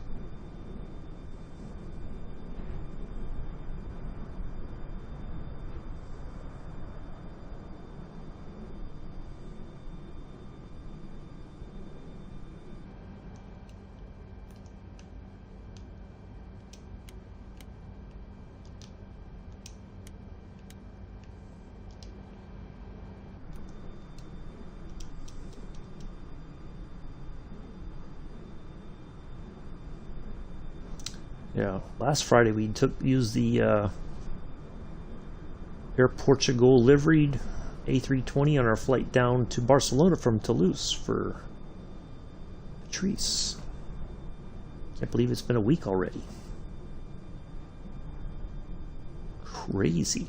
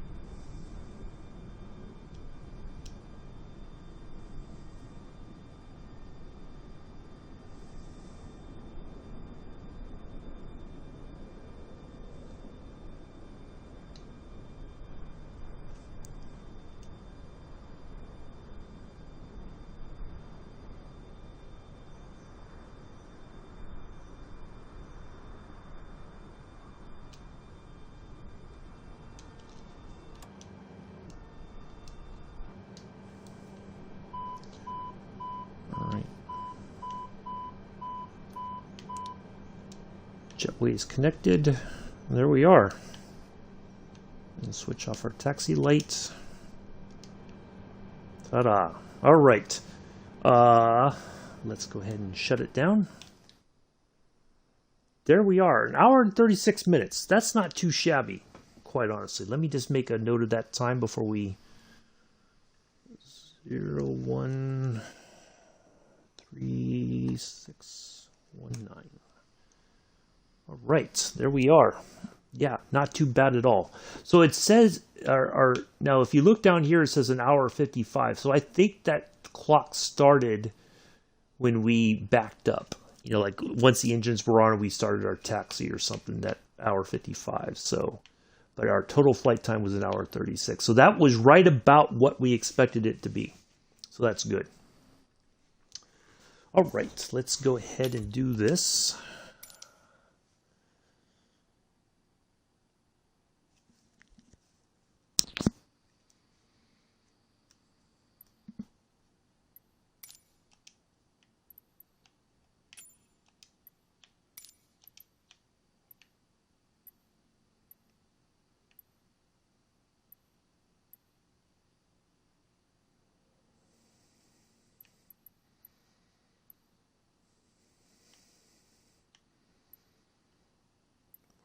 Oh, there it is. Right there. We'll just take that one, and we need to take that tailcode off because we are no longer Iberia Airlines. All right, so we are going from PAHO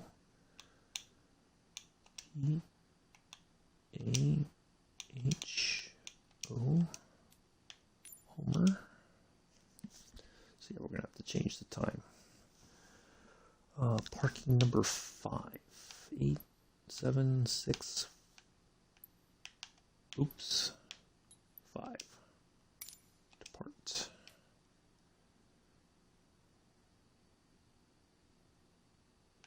Here we go, and we are going to AQY. AQY, Girdwood, runway 02, should be right there. Arrive, VOR to VOR, home. Oh, home is right there. Okay, that's the one right near there. Okay. Actually, let me look up the frequency for that one real quick. Give me just a second, folks.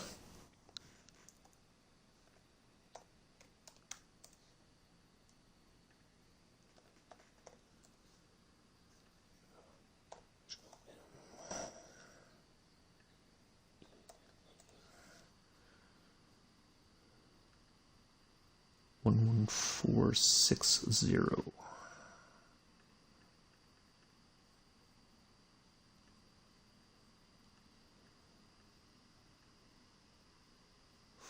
it's got to be a very short distance. Okay. We'll just go ahead and write. Let me just make a note of that, and then we will be 11460 HOM. All right, there we go. All right, let's do this. This one's for Mick. I'm going to change the weather because we don't want it to be overcast. We want nice.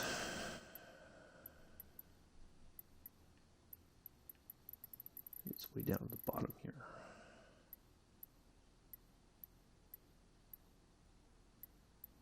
Just a few clouds is fine. Actually, you know what? Let's just do the clear skies, just so we can have a nice scenic flight here. All right, so we've done all that. All right. Okay, that's fine, Prince. All right. Please listen to the following announcement. International streaming rules and regulations require me to give you the following information. I am on the Xbox Series S. I have the deluxe edition of Microsoft Flight Simulator 2020. We are currently flying the Pilatus PC-6. We are departing from Homer and we are headed to Girdwood. I am not currently accepting requests for flights. Wednesdays, and Fridays is vintage aviation themed flights, eventually Fridays. Tuesday, jetliners including regional jets. Thursday, military aviation. Saturday, P-38 Lightning flights. Sunday is our scenic flight coming this Sunday. Gibraltar will be our scenic flight. All right, let's go ahead and get this done. Prince, I'm going to ask you very kindly, do not spam in my chat, okay? Please stop, okay? I'm trying to do things here, okay? I appreciate you being here, but you're being disruptive in my chat. No, I did not. I said you did not listen to anything I said. I said we have another flight after we were done and when we landed in London, okay? So you're being disruptive. Okay, please stop. Okay, I've asked you nicely. Okay. All right, this flight is for Mick. Mick is my honorary co-pilot here. You don't need that open just yet, but we are going to go through the auto start.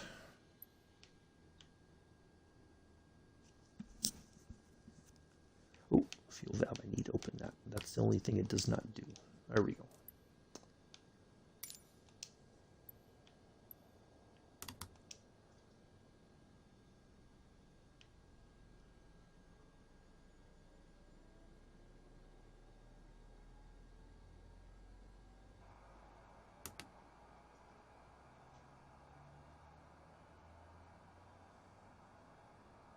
There we go.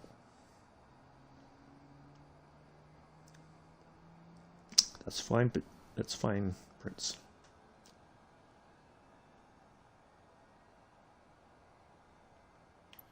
All right, let's get our taxi clearance.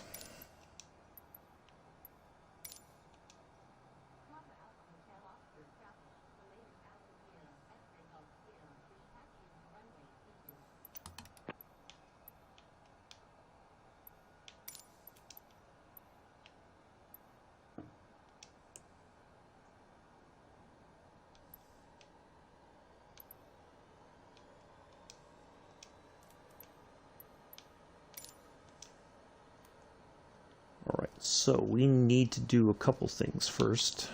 One, let's minimize this. Okay, we need to dial in our altitude. I think we're going to go about, 4,000 feet should be sufficient, but we will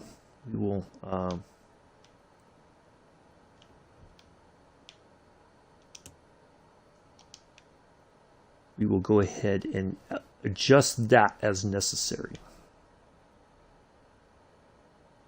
right. Let's do this. So we're, yeah, we'll do localizer. All right. I think we are all set. Oh, let's go ahead and get this on. Arm the auto.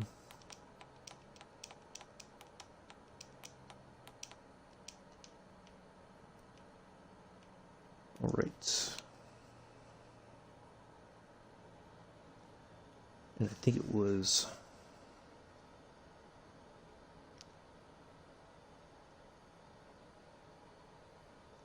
It's not going to be a long flight, but fine. Do what you got to do, man. I go for it. 358.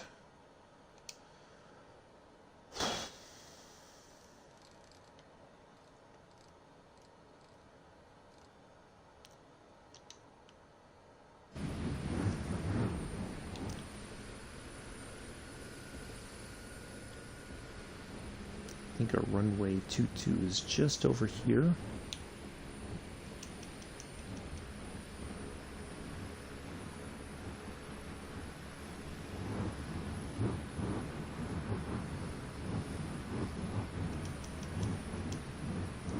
Okay. Yep. There's our runway right there.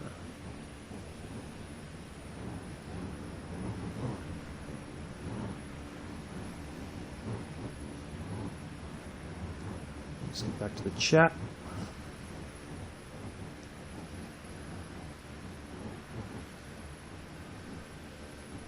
No, 22 is the other end.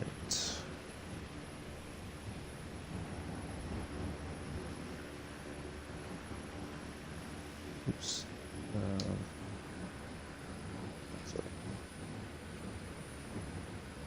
Get our altimeter reading once we are in the air. Yeah, a little bit. But the good thing, see, like that's the one thing that somebody else was talking about the other day. Like, except for the buildings, you can go through stuff because it feels like you're going to crash into something, but you're not. But yeah, it's just kind of a weird. They park stuff very close a lot of times, and so, but it's fun.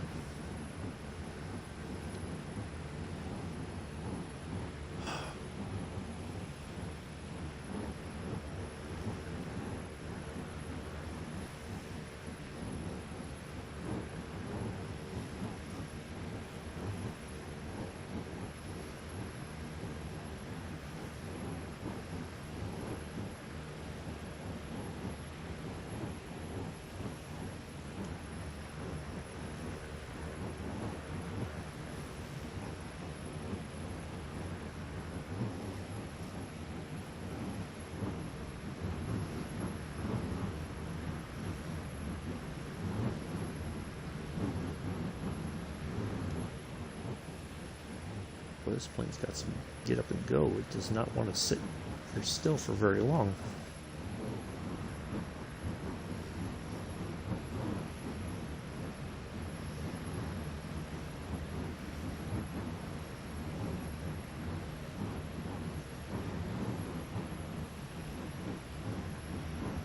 Well, I don't think we will need this entire runway, that's for sure.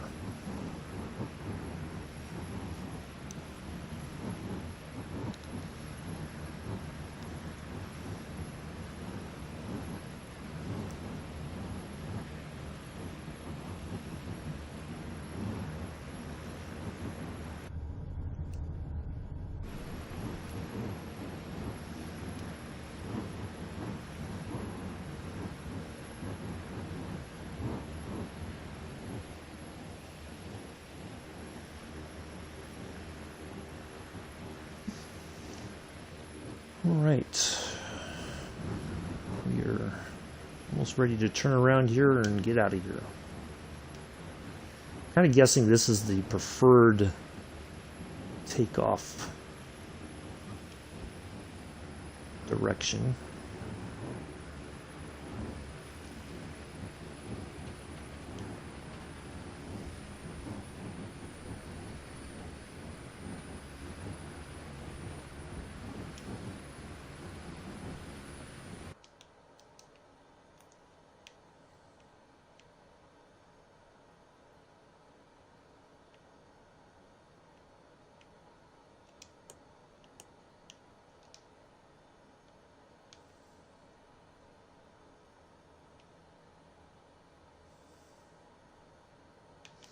Alright, I think we are all set. Let's go.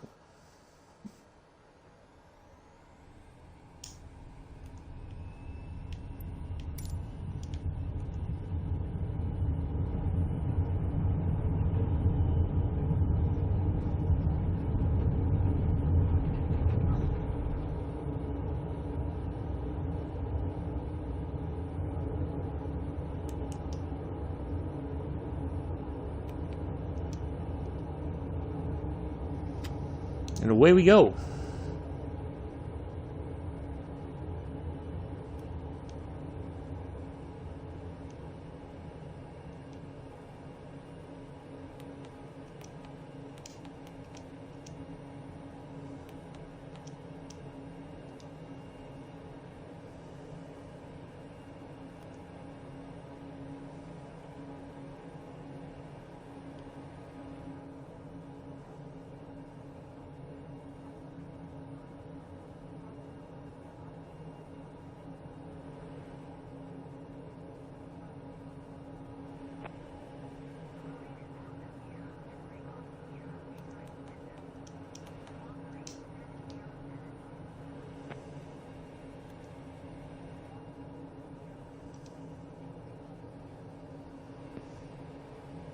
Yeah, it's a pretty cool one, isn't it?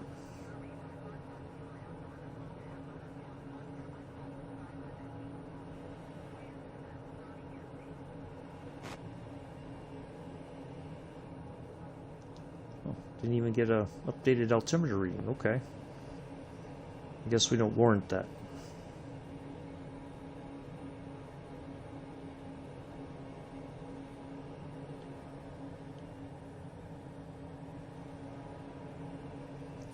Alright, let's get outside here.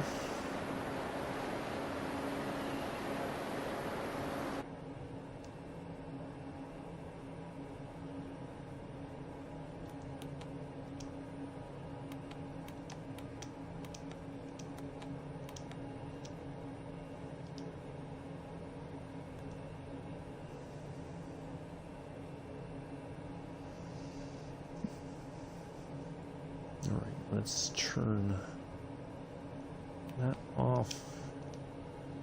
Our next heading will be 3, 5, 4.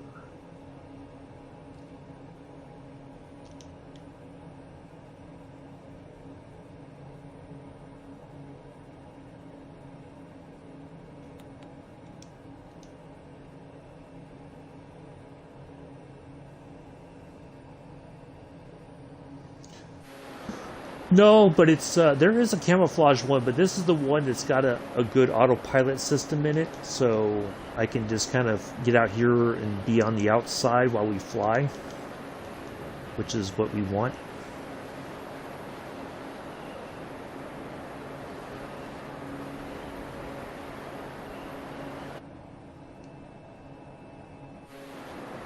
Let's get a picture out here real quick.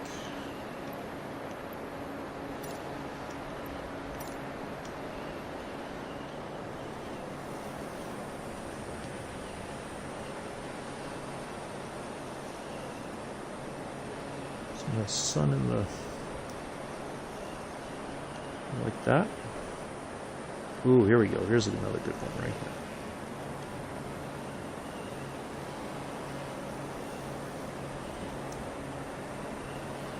There we go. Nice, beautiful mountains in the background.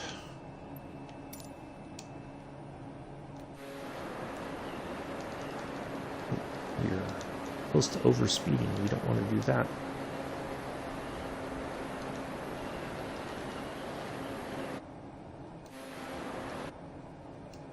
Okay. Well, it is a tiger. That's the livery for it. It's a tiger.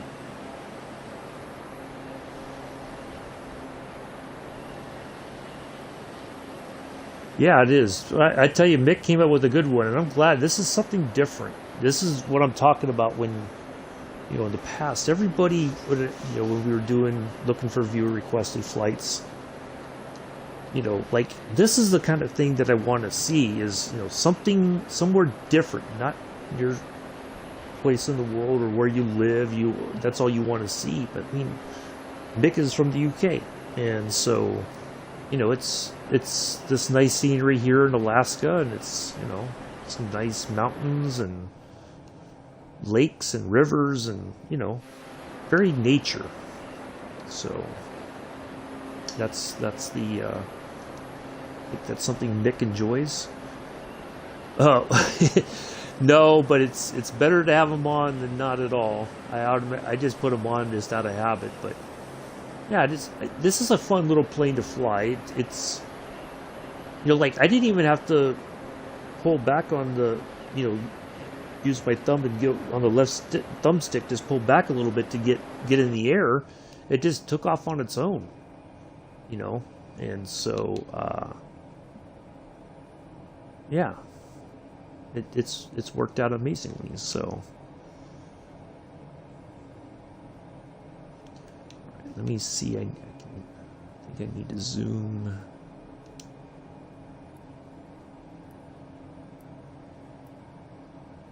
There we go. Now we can kind of see things a little bit more where we're at.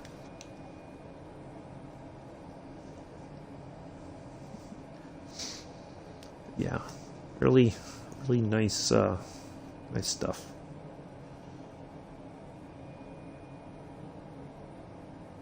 So thank you, Mick, for suggesting our flight for today.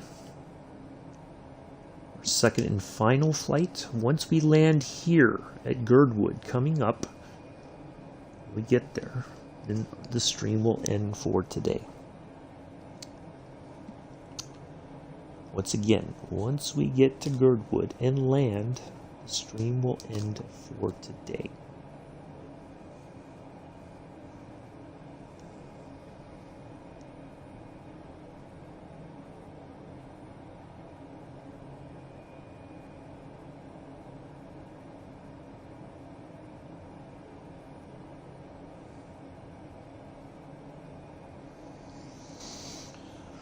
All right.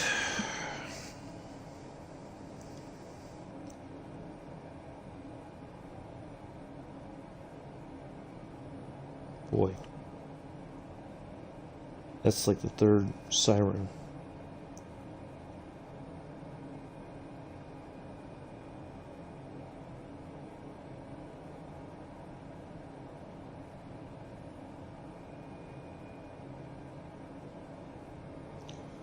There's all kinds of craziness happening today, it seems.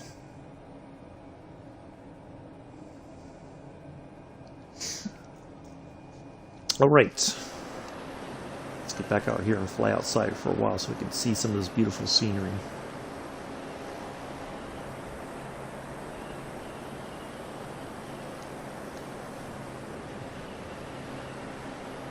That sounds like an ambulance trying to get through. Yep.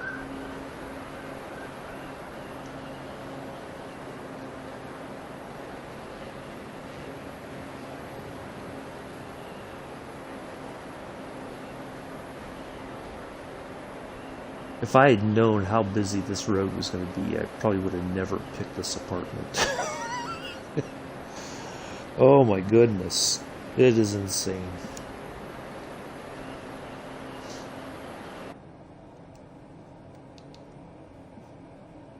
Alright, from there we have a heading of 51 degrees towards Girdwood for 65 nautical miles.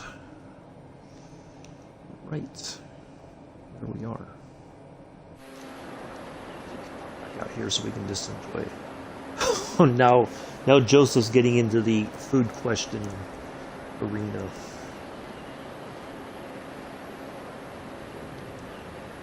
Mr. Addies, what are you like today?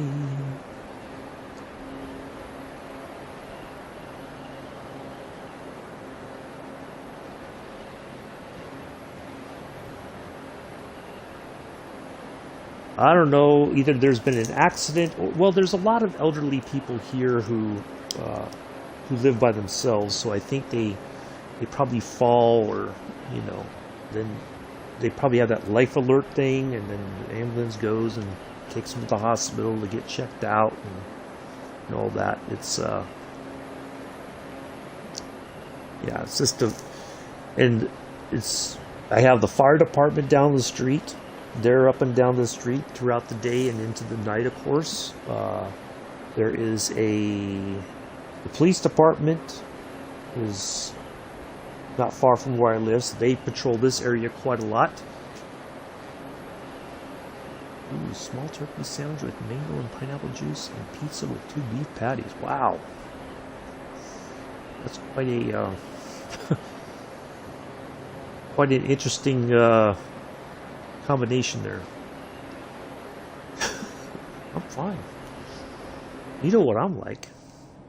I just like to ask you what you're like, just to make sure.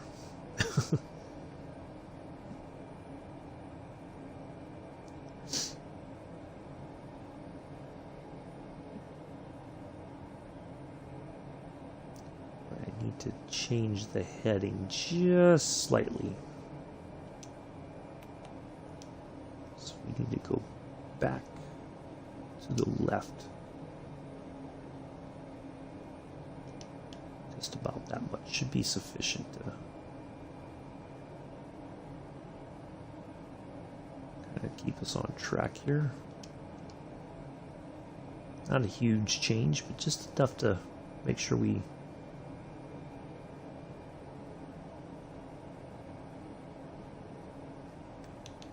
because I believe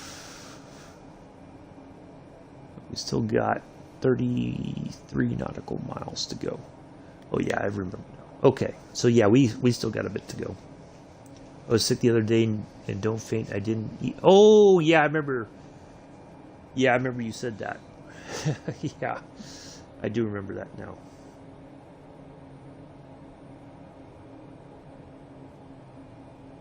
Yeah, it's so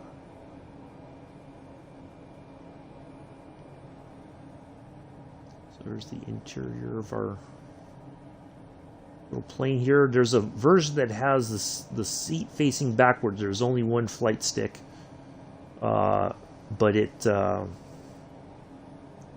this is the passenger version that would normally we would have a co-pilot, or we do.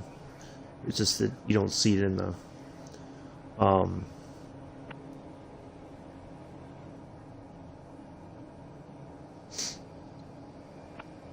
chicken burger sandwich yesterday. That sounds good.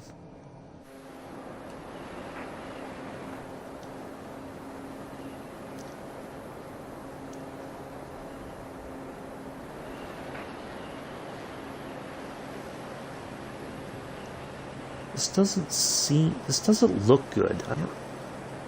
What is this supposed to be? Like, this doesn't look natural.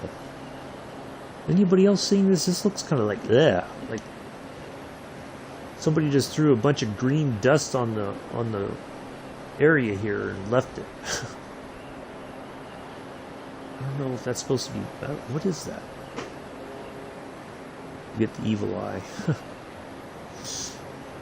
Yeah. Well, that's like one of the things, you know, we've known of Mela for a while. Mela loves to talk about food, wants to see what everybody else is eating, talks about what he's been eating, you know. So, yeah, yeah, this doesn't look right for some reason. This looks kind of like, ugh. I don't know if this is very strange looking. But it looks like it ends like, maybe it's just the way that when they took the photos of this area or something? I don't know. But this looks very odd. Uh-oh. We're getting the stuttering again. That doesn't give me a warm fuzzy. I don't like that.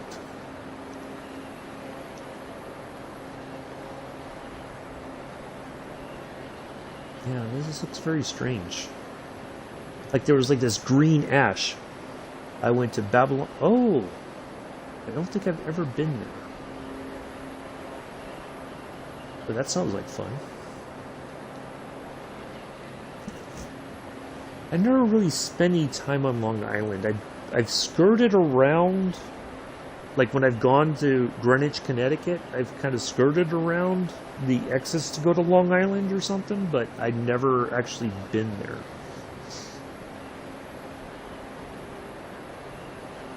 I miss going to Greenwich, though. Although it was a bit of a drive for me, but I'd miss going there for the car show.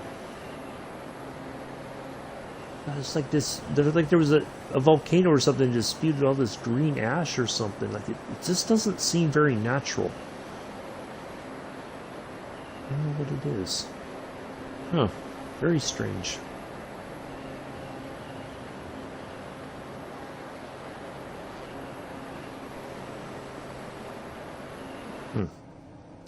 I don't know.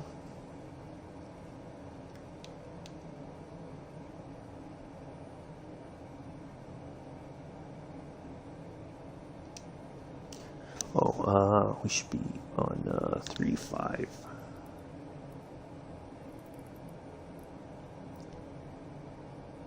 There we go.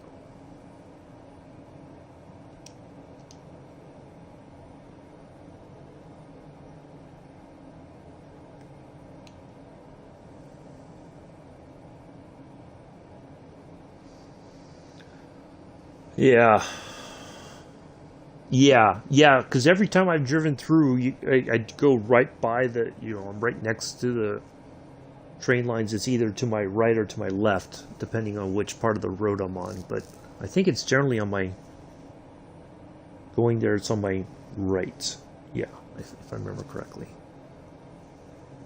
But yeah, I like that area. It's really pretty there. I do like it. It's a nice place to visit. That's for sure.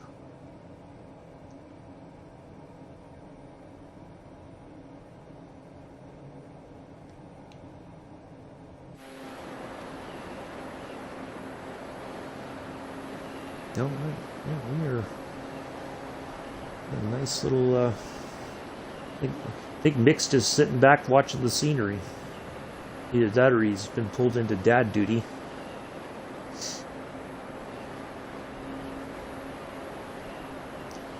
Thank you once again to Mick for suggesting today's second flight. Yeah, yeah, exactly. Although, like when the car show's in town, there's a lot more people and it just really kind of picks up. But it's, I think they do pretty well with the car show being in town once a year. But it's just, it gets very busy because it's in a park. And it's a very kind of a weird place to have a car show. It's not very big. They try to get as many cars in there as they can. They try to arrange it so that it's people can kind of walk around and enjoy it and all that. I think the first year I went, they had all the cars in a circle based on their group, right? And then the last time I went, I think it was 2019. Yeah, they had everything like in rows, so it was a little bit more difficult to. It's like, okay, I have to start here and work my way down this row from one end to the other to take pictures of the cars and all that. And so, yeah, but it's a very, they do a phenomenal job, but it's a lot of work for the organizers and the town itself, I think. Because there's a lot of traffic that goes through there. The car owners are trying to get their cars over to the show field entrance to get checked in and get their little gift bags and whatever and their little information cards and whatnot. So yeah, there's this long check-in process, So, which is okay. Another quick story time. So the last time I went, and if you guys go back early into my YouTube video career, there's two videos that I took from the cars going into the, I tried to capture the cars as they were going into the show field. And on the second day, there was a big to-do between one of the car owners and one of the people working at the gate. The car owner had parked his transport stuff, like his truck with the trailer for the car, in a place that he wasn't supposed to, but he didn't know where else to go because by the time he had gotten there, there was no place for him to park his stuff where he should have, I guess. So he was just like, I'm just going to park the car and get in there and get the car set up, and then he said, then I'll go move the car later. And she said, no, you're going to go move it now. I'm not letting you in until you go And so it was like this big blow up. And it was like she was shouting at him and he's shouting at her. And so then he turned around and left. And it was like one of the cars that was a very, like most people wanted to see it. It was, you know, I can't remember which one it was. I know I took pictures of it. But I had the whole thing on video, like their little dust up. And I didn't put it in my, I edited it out before I put stuff on YouTube. But it was like, everybody was looking like, wow. And we all thought, because a lot of us were standing there at the entrance watching these cars come in. A lot of other people had their video cameras out or just taking pictures or whatever. And everybody was like, wow, they just ran him out of here. He's not going to want to bring his car back. You know? And everybody was like, man, that's disappointing, because it was something I think a lot of people wanted to check out. And he did come back, but the person that he had talked to, I think they asked her to do something else, not work the entrance to the show field. But yeah, it was like, everybody was like, wow, that was, yeah, it was very strange. The guy's like, look, just let me park the car. I'll promise you I'll go move it somewhere else. I'm just wanting to get it parked, put my little information placard in front of the car, and I'll be right back. You know, like he really wanted to be there. It was like, she was like, no, go move your stuff right now. And everybody's like, wow. I would not have been surprised if he pulled the car right on the trailer, hooked it up, and just left and didn't come back. Like, that's what we all, I think, were expecting. There was that moment, and then there was the moment of... So that was the year there was like several owners of classic Bentleys, like the original Bentleys, the ones that came out like the 1920s, 1930s, really massive cars that raced at the 24-hour Le Mans way back when the race first started. Now, if you had bought your tickets and you had looked at online at all the information, yeah, no, it's like the people who bring their cars for the show, Mela, they have to park their transport stuff at a certain location, and by the time he got to where he was supposed to be, I think there was no space for him. But so he was like, he just parked his stuff somewhere else, and then hopped in the car that he was trying to show, drove it up there, and then she was like, no, you were told not to park here specifically, and you got to go move your transport stuff. I'm not letting you in until you go do that. And he was like, please let me in and park the car. I promise you I'll go take care of it. I know I need to move it. No, you got to go take care of it now. So he was like, yeah. So then the second thing that happened that I always... It kind of makes me laugh, and I know it's not right, but we were standing outside, and these really beautiful examples of Bentleys. Now, some of them are replicas, some of them are original, and so the people who own these, I ended up talking to one of the owners of one of those Bentleys. Because I bought an early access ticket, and you could go in and have breakfast, which was like pastries and coffee and fruit. Nothing really significant. It's just a little something to get you going in the morning. And I happened to sit down and just talk to the guy, and he was telling somebody the story of how he acquired the car and everything. It was really fascinating. And yeah, it was a really beautiful car. But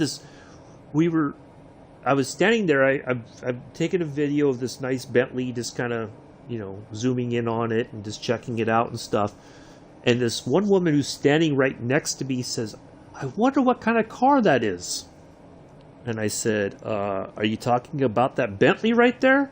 Oh, it's a Bentley. I said, yes, it's a Bentley blower, because the blower version, that was their, I guess like a supercharger or something, was on the front. And so they called it a blower, which I guess gave it much more horsepower back in the day. But it's this weird thing that sits on the front of the car, like this strange contraption looking thing. But I said, yeah, it's a Bentley blower. And sure enough, no, I guessed, but I was 99.9% sure I was right when I said it's a Bentley blower. And sure enough, the person who owned the car, that's what it was. And I was like, yes, I got it right. But I was like, dude, like there's all this. It's like an information thing, right? I'm an information nut when it comes to cars, and the same thing with planes. Like I like to know what it is. I like to know round about what year it was created.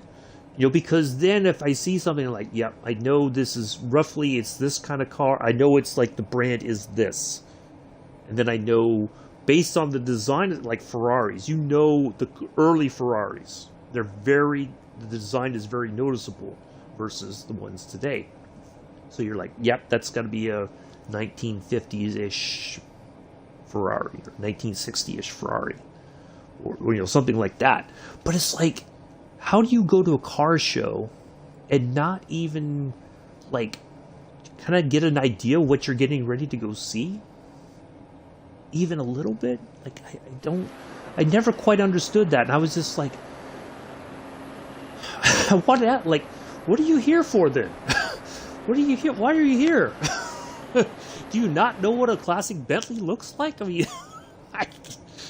because they have, like, on the website, they talk about, like, this year's honoree is going to be this.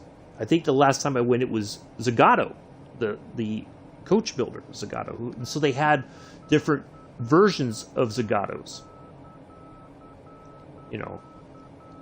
So I think I gotta go 051.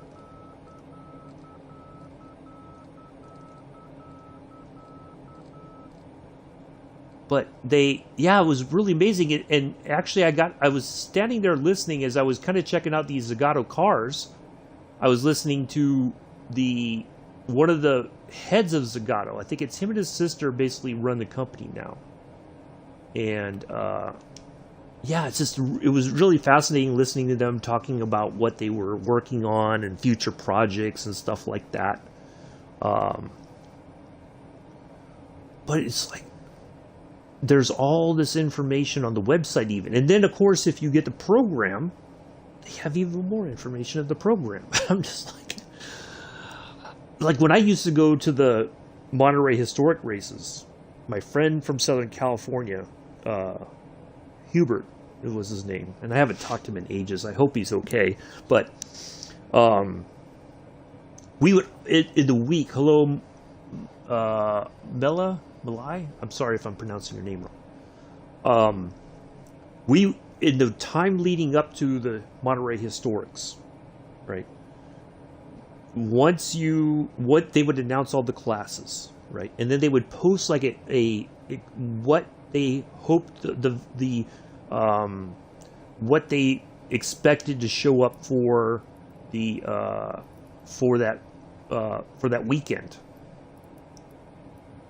So even though what they showed on the website, there could be a point where they'd hoped these vehicles were going to show is the Pilatus PC-6. It's just like how can I say it? It's like a short takeoff and landing, kind of a bush pilot sort of thing.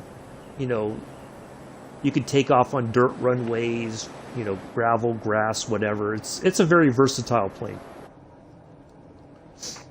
So we would talk about what we wanted to, like, okay, this year, this is like we wanted to really see this one particular car in this one particular class or whatever. We would just keep, every other day or so, we were just keep finding more stuff to talk about and like, we got to see this one too. And, but then the problem is that they put all that information together, right? And it's the same thing for car shows.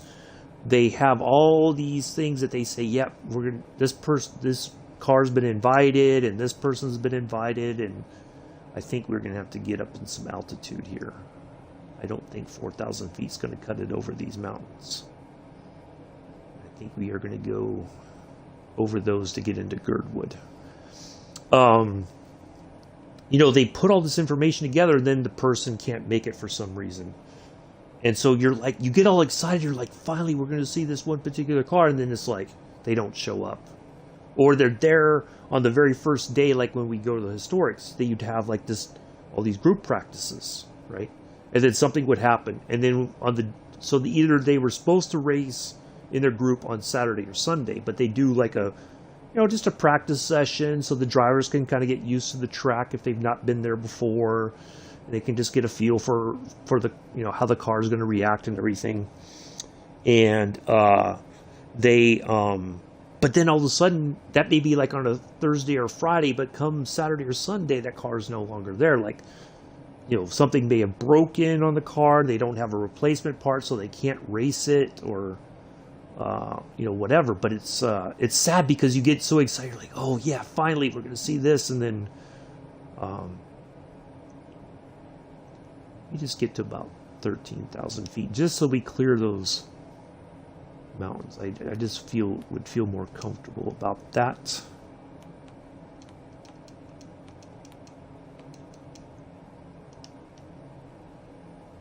Make sure we clear those.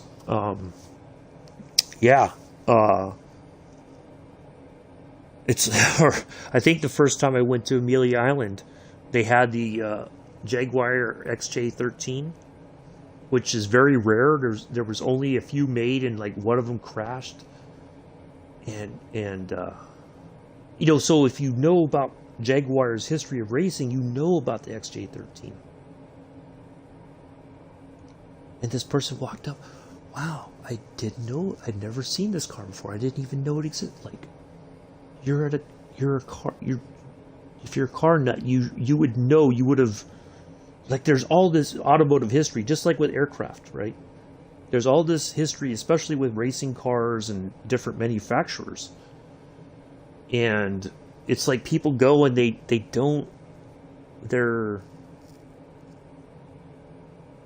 I don't know. It's just strange for me. Like, I cringed when I heard that. Like, oh, I didn't know. Like, why would you admit that in front of everybody? Like, I would have just said, if you never see it before, thank you for bringing this Jaguar XJ13. I greatly appreciate being able to chance to see it in person. And then you walk away.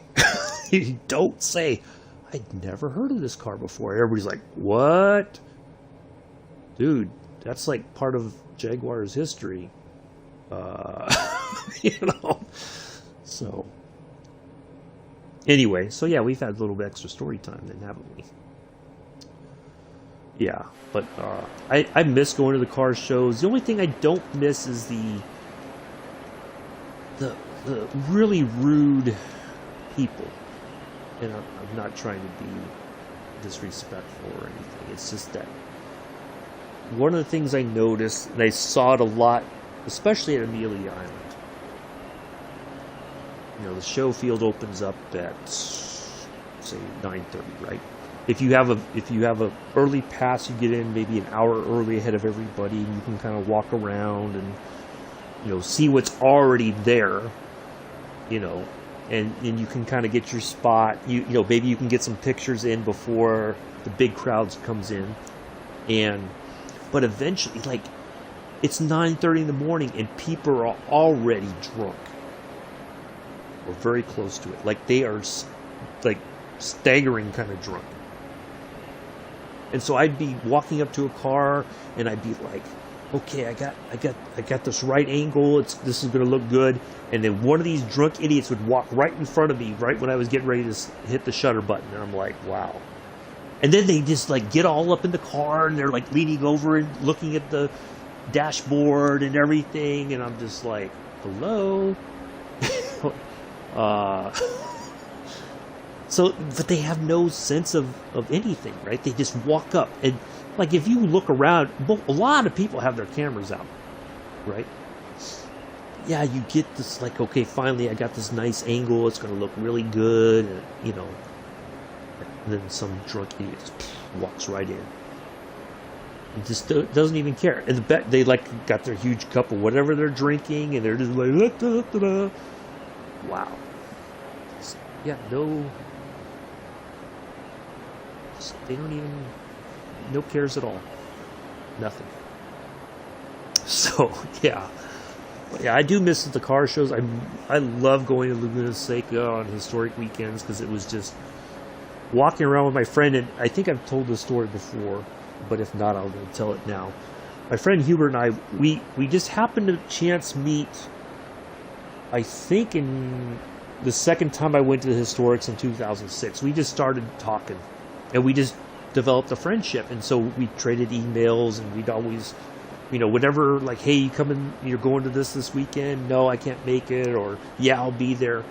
And we would always be there early, right? So when you get in there, right, if you ordered your tickets online, you got them in the mail, and you show up. And so we'd be like in the first 10 cars waiting for the gate to open to go park.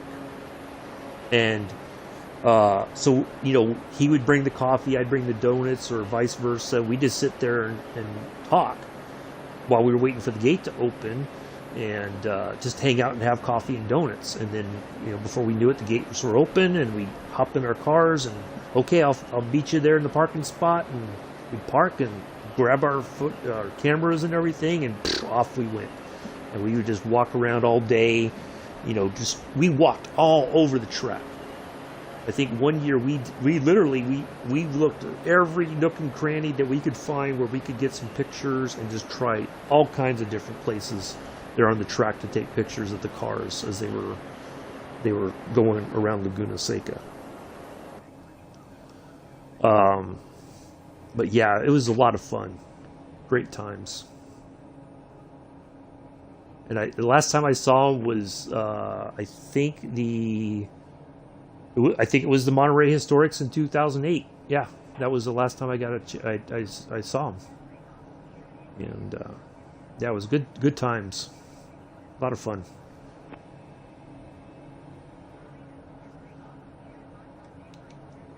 So we are on our way. We got 44 nautical miles to go. Just climbing some more altitude just to make sure we get over the... we got to turn a little bit to the right.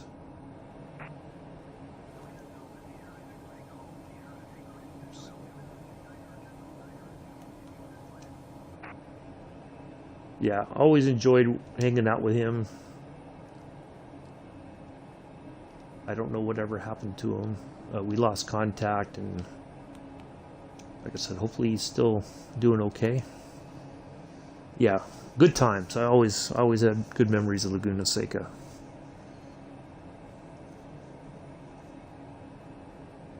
And actually, my first trip to the Historics, it was the first time I made a sale on a photo. There was a guy who was looking for a particular one of the chaparrals. And Mick, that's one of the ones that we were talking about when you were racing there in GT7. He was like, "Can you get this?" Like, he only had like this crappy point and shoot camera or whatever. He's like, "I really want."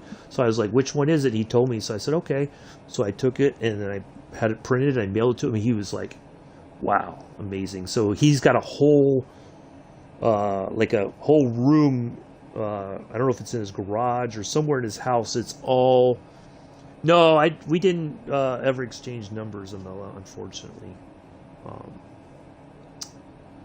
So we'd always talk via email. But yeah, this guy Tom has a huge room, and it's all like, he's a chaparral nut. Like, he loves the cars, and he like knows almost everything there is to know about the chaparral cars, the drivers, who drove this and who drove that, and when and where, and all these things. And it was just so he was just happy to have a print of his favorite chaparral for his walls. So yeah, because I was like, there's all these people walking around. I'm like, surely there's somebody who's like at least semi-professional photographer who can get the right shot and everything. And so I was like, "Oh, well, sure, I'll do it." He's like, "Well, how much do I owe you?" And I'm like, "I don't know. I've never done this before." Yeah, no, his email that I had was a work email, because he worked at a museum down in Southern California somewhere. I don't know if he was like what he did there. I don't remember, but yeah, I had his work email. But I tried emailing him there a couple times over the past few years just to see if he was still around, and it didn't. He never answered, so I'm guessing he's no longer there. They just never, like, it never bounces back that the email's no longer in use or something. But yeah, I'll email him and I'll wait for like a week or two, enough time that I think somebody would answer, and I don't get an answer. I'm like, wow. So he must have left there at some point over the years. So yeah, it's unfortunate, but yeah, well, good memories.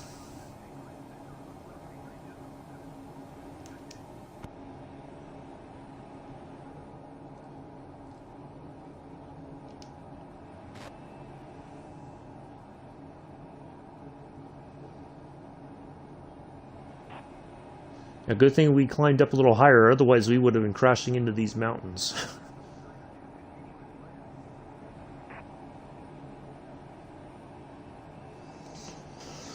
But yeah, always enjoyed going to Seiko. It's just that the price of things would just go through the roof. For like hotel rooms, fast food places, the line would just be, almost around the block, it seems, because, some people were just like, I just got to grab something quick to eat.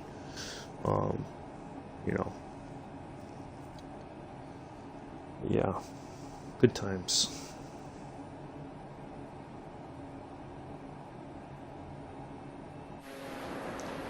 Just have a look back out here. Hopefully the green dust is gone that we encountered earlier.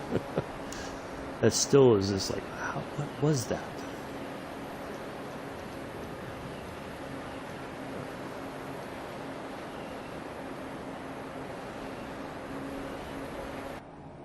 I don't need to overstress the engine. Let's see, how much farther we got to go? 32 nautical miles. So anyway, thank you for the 7 thumbs up. I totally forgot Melai or Bella. I'm sorry if I'm pronouncing your name wrong, because you're a new viewer. I have a little bit of information to give you. Please listen to the following announcement. International streaming rules and regulations require me to give you the following information. I am on the Xbox Series S. I have the deluxe edition of Microsoft Flight Simulator 2020. We are currently flying the Pilatus PC-6. That's it right there. We departed from Homer, which is a small airport here in Alaska. We are headed to Girdwood, another small airport here in Alaska. I am not currently accepting requests for flights. Mondays, Wednesdays, and eventually Fridays is vintage aviation themed flights. Tuesday is jetliners to include regional jets. Thursday is military aviation. Saturday, the P-38 Lightning flights. And Sunday is Arsenic flights. Any other information is located below the video. Thank you. Ta-da. Here's my other semi-professional spiel for the channel.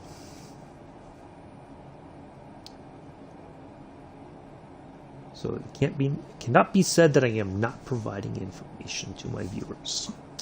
The end.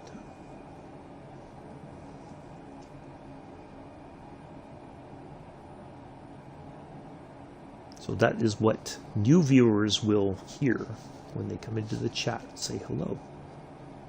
Please do not let that keep you from saying hello, because I'm trying to answer the questions that you may have before you ask them. But a question like, what is the plane? Because many people have probably not heard of this. I've never heard of it before. That's the great thing about aviation. You get to fly stuff that, we wouldn't normally ever get to do. So it's a fun plane. I like it. It's pretty stable. It could land just about anywhere. So that's the great part.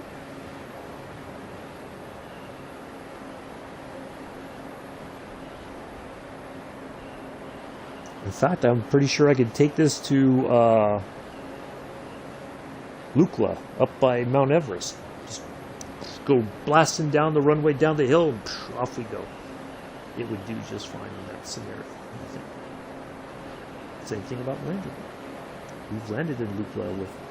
It was a very crazy. I remember that one. I think Mick was here for that one.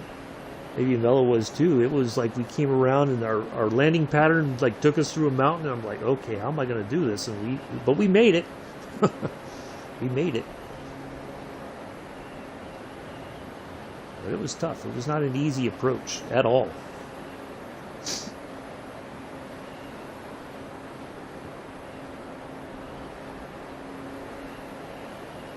I'm glad I climbed up a little bit higher because now we can get a much wider view of these mountainous areas here in Alaska. I've been to Alaska before. I've been to Anchorage.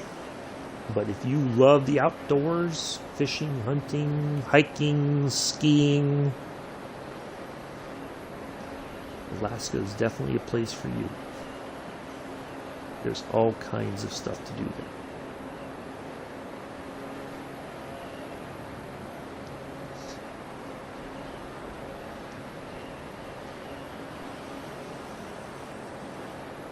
Yeah, we got this nice view. Now I think when we come over, let's see, we got 21. Okay, I know our airport is, our landing strip is just, okay, it's right there.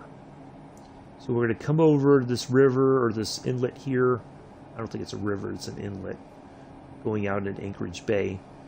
But that is our destination right there. So as we get a little bit closer, I'm going to call in. I don't think there's a tower there. So I think we're just going to call and say we're coming in for landing, be ready. So what we're going to do is we're going to fly over the airport, our landing strip, whatever, just to get an idea of what it looks like. Now the runway that I chose, runway 02, it may be very difficult for us to get in there, but we'll find out as we get closer.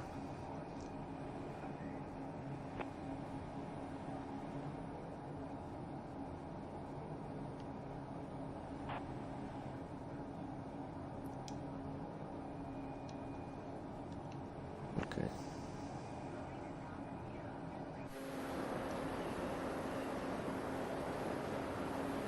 So I gotta see what is the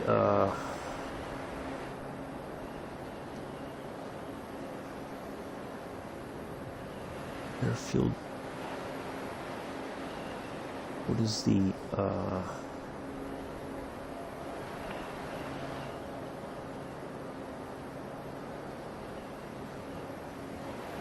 164 feet. Okay.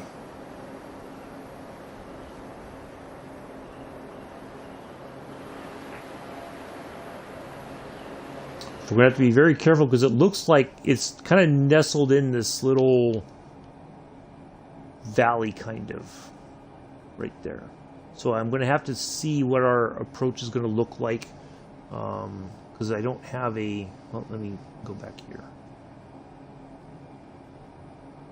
The way that the runway is set up.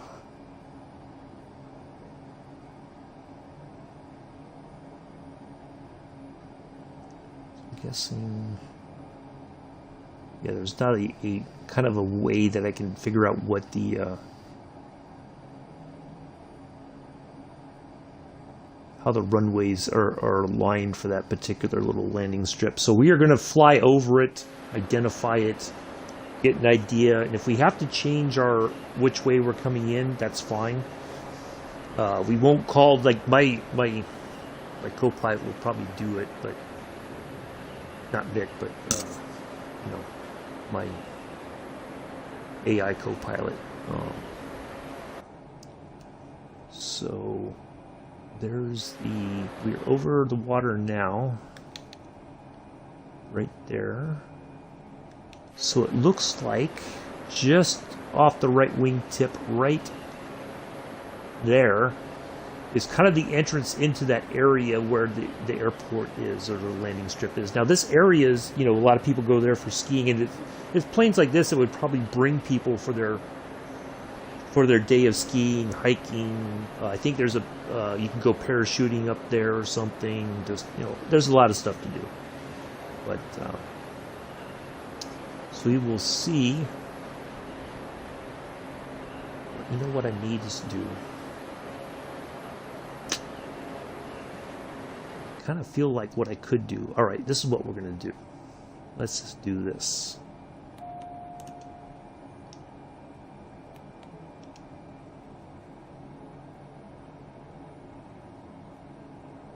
We're going to have a bit of fun here now. But not anything dangerous, I can assure you.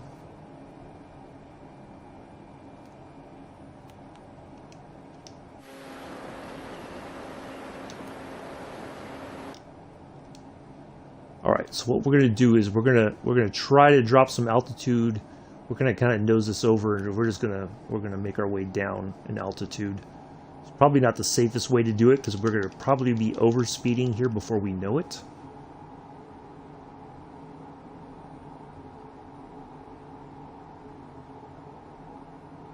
But what I want to try to do is, because I know the airport is right over there.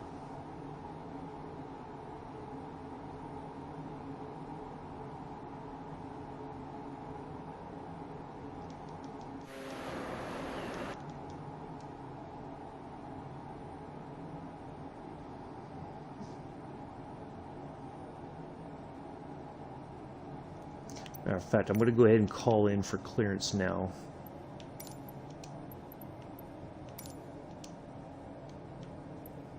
We'll say 02 for right now, but we can, if we have to do it another way, that's fine, we will.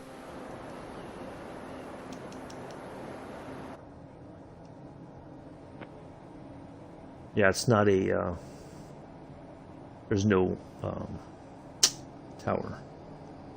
Alright, so, well, hopefully, Mick, you've been here all along. Hopefully you've enjoyed this flight. Kind of a little bit of last bit of scenery here as we come into Girdwood, which is over in this little area right there off the left wingtip. It's somewhere in there. So we're going to have a look around, see if what we can see. I don't know that our runway is going to be identifiable, but I think when we turn, it's almost in a north pointing direction, so it should be easily, we can easily pick out which runway is ours. So, matter of fact, where's my landing lights? What's down here?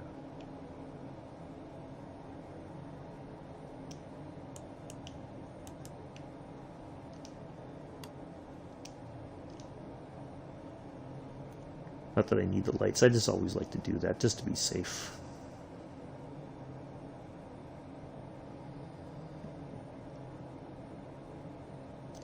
So this looks like it's going to be a bit of a challenge, but that's okay. I think we can make it once we know where we are.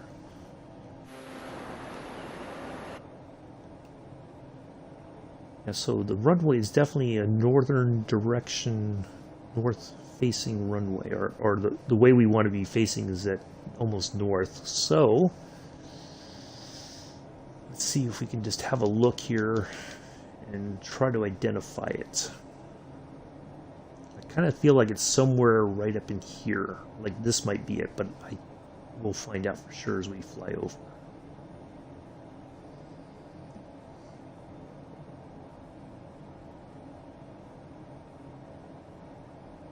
One of the things we will do for sure is we'll go ahead and drop some flaps just to get slowed down while we find our landing spot.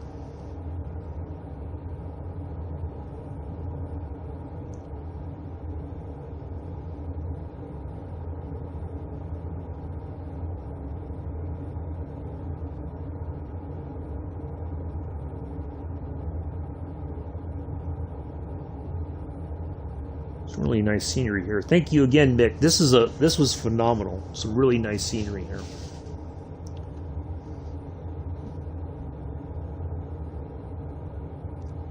I kind of think this is it right here.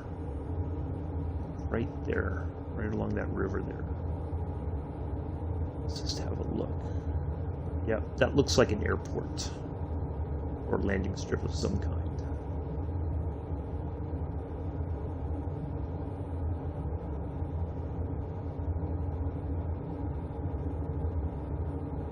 It looks like it goes uphill too. Okay. Well, this is definitely going to be an interesting landing. So that is the way to land, is going uphill, because then the going uphill will give us time to slow down, and then we'll just kind of go up over the top there. Or no, maybe not. Maybe that just okay. Either way, we're going to land going uphill, it looks like, which is the way we want to go. So this is going to be a bit of a challenge, which is fine.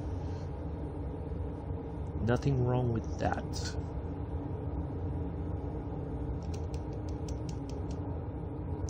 So 02, or yeah, that should be our runway right there. So we kind of have a plan.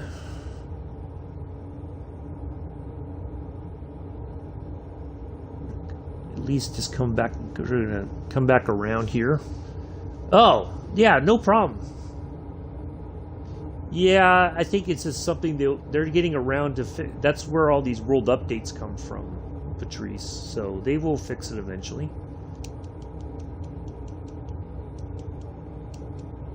They'll get there.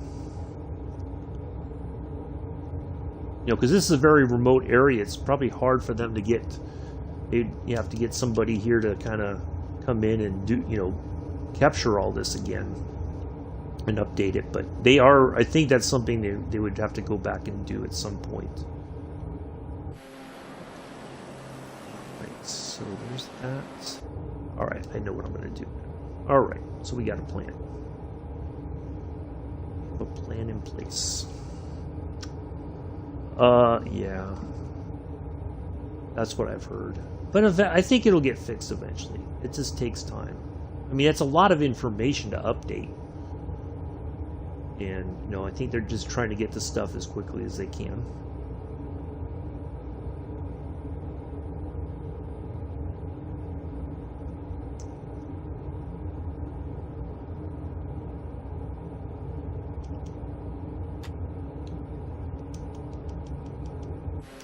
The last bit of flaps down. This is definitely going to be a short runway to land on. Let's see if we can make it stick. All right, let me turn the flight would be different. Yeah, exactly. Exactly, Mick. I'm glad you chose it. This has been really amazing. Really nice scenery. Alaska is definitely a very beautiful state here in America. So if you ever get a chance to go on a cruise or just go visit Alaska, by all means do it. You won't be disappointed with the scenery, that's for sure. Alright, here we go.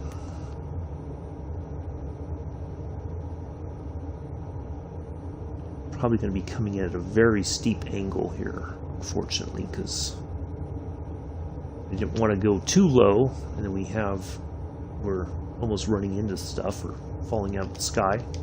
500.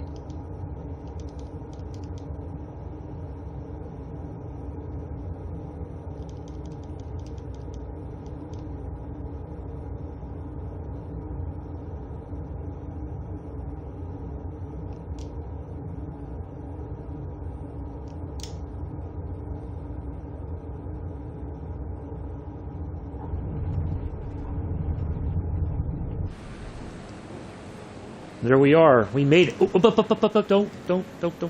that. Don't do that. Ooh, on behalf of myself and the entire flight crew, including First Officer Mick, welcome to Girdwood, Alaska. Local time is probably 7 in the morning, maybe 6 in the morning. Thank you. Yeah, nice challenge there at the end. Very nice, good stuff. That's the kind of thing, you know. If we could have totally binned it, but we didn't. So, yeah, very nice. We know, as I was saying, on behalf of myself and the entire flight crew, including First Officer Mick, do appreciate you joining us today. We know that you have many options when it comes to your Microsoft Flight Simulator. I can't even talk right now. The Stop it so much. Live stream viewing pleasures, and we are glad that you chose to fly with us today. Do join us tomorrow, 7:30 Eastern, 12:30 UK, in the P-38 Lightning departing from San Luis Obispo Regional Airport, and we are heading to Ontario, Southern California. Should be a nice flight also. So do join us for that. I'm just going to find a parking spot here and we'll call it a day.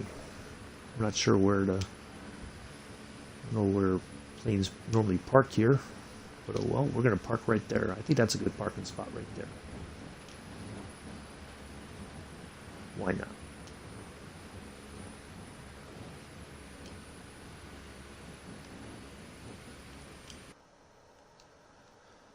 All right, we made it. Ta-da. We will shut all that off.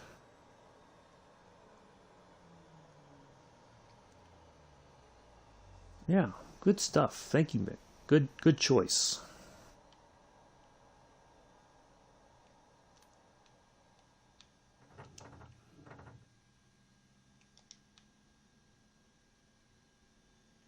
All right, let's find our... Actually, I think I just have to close that. There we are.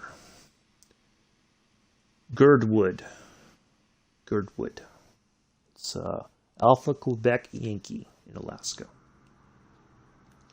Ooh, that did not end the flight. Interesting. Okay, why didn't that do that? Battery should be off.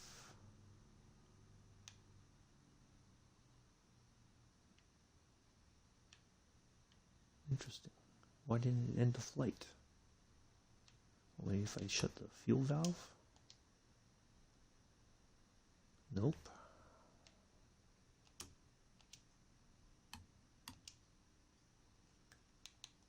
Something's not working. Starter off. Ignition off. Huh, I don't know what else.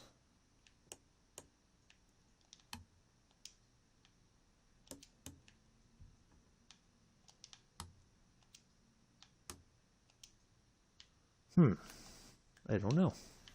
It's not wanting to end the flight. All right, so we're just going to do that. Anyway, that's going to be it for today, folks. I do appreciate everybody coming in and hanging out. Nice to see you all here. Thank you for the 7 thumbs up. And I will see you all tomorrow. P-38 Lightning Saturday, 7:30 Eastern, 12:30 UK. Hopefully you will join us for that. Till then, enjoy the rest of your Friday morning, afternoon, evening, early Saturday morning, wherever you are in the world. Peace. Live long and prosper.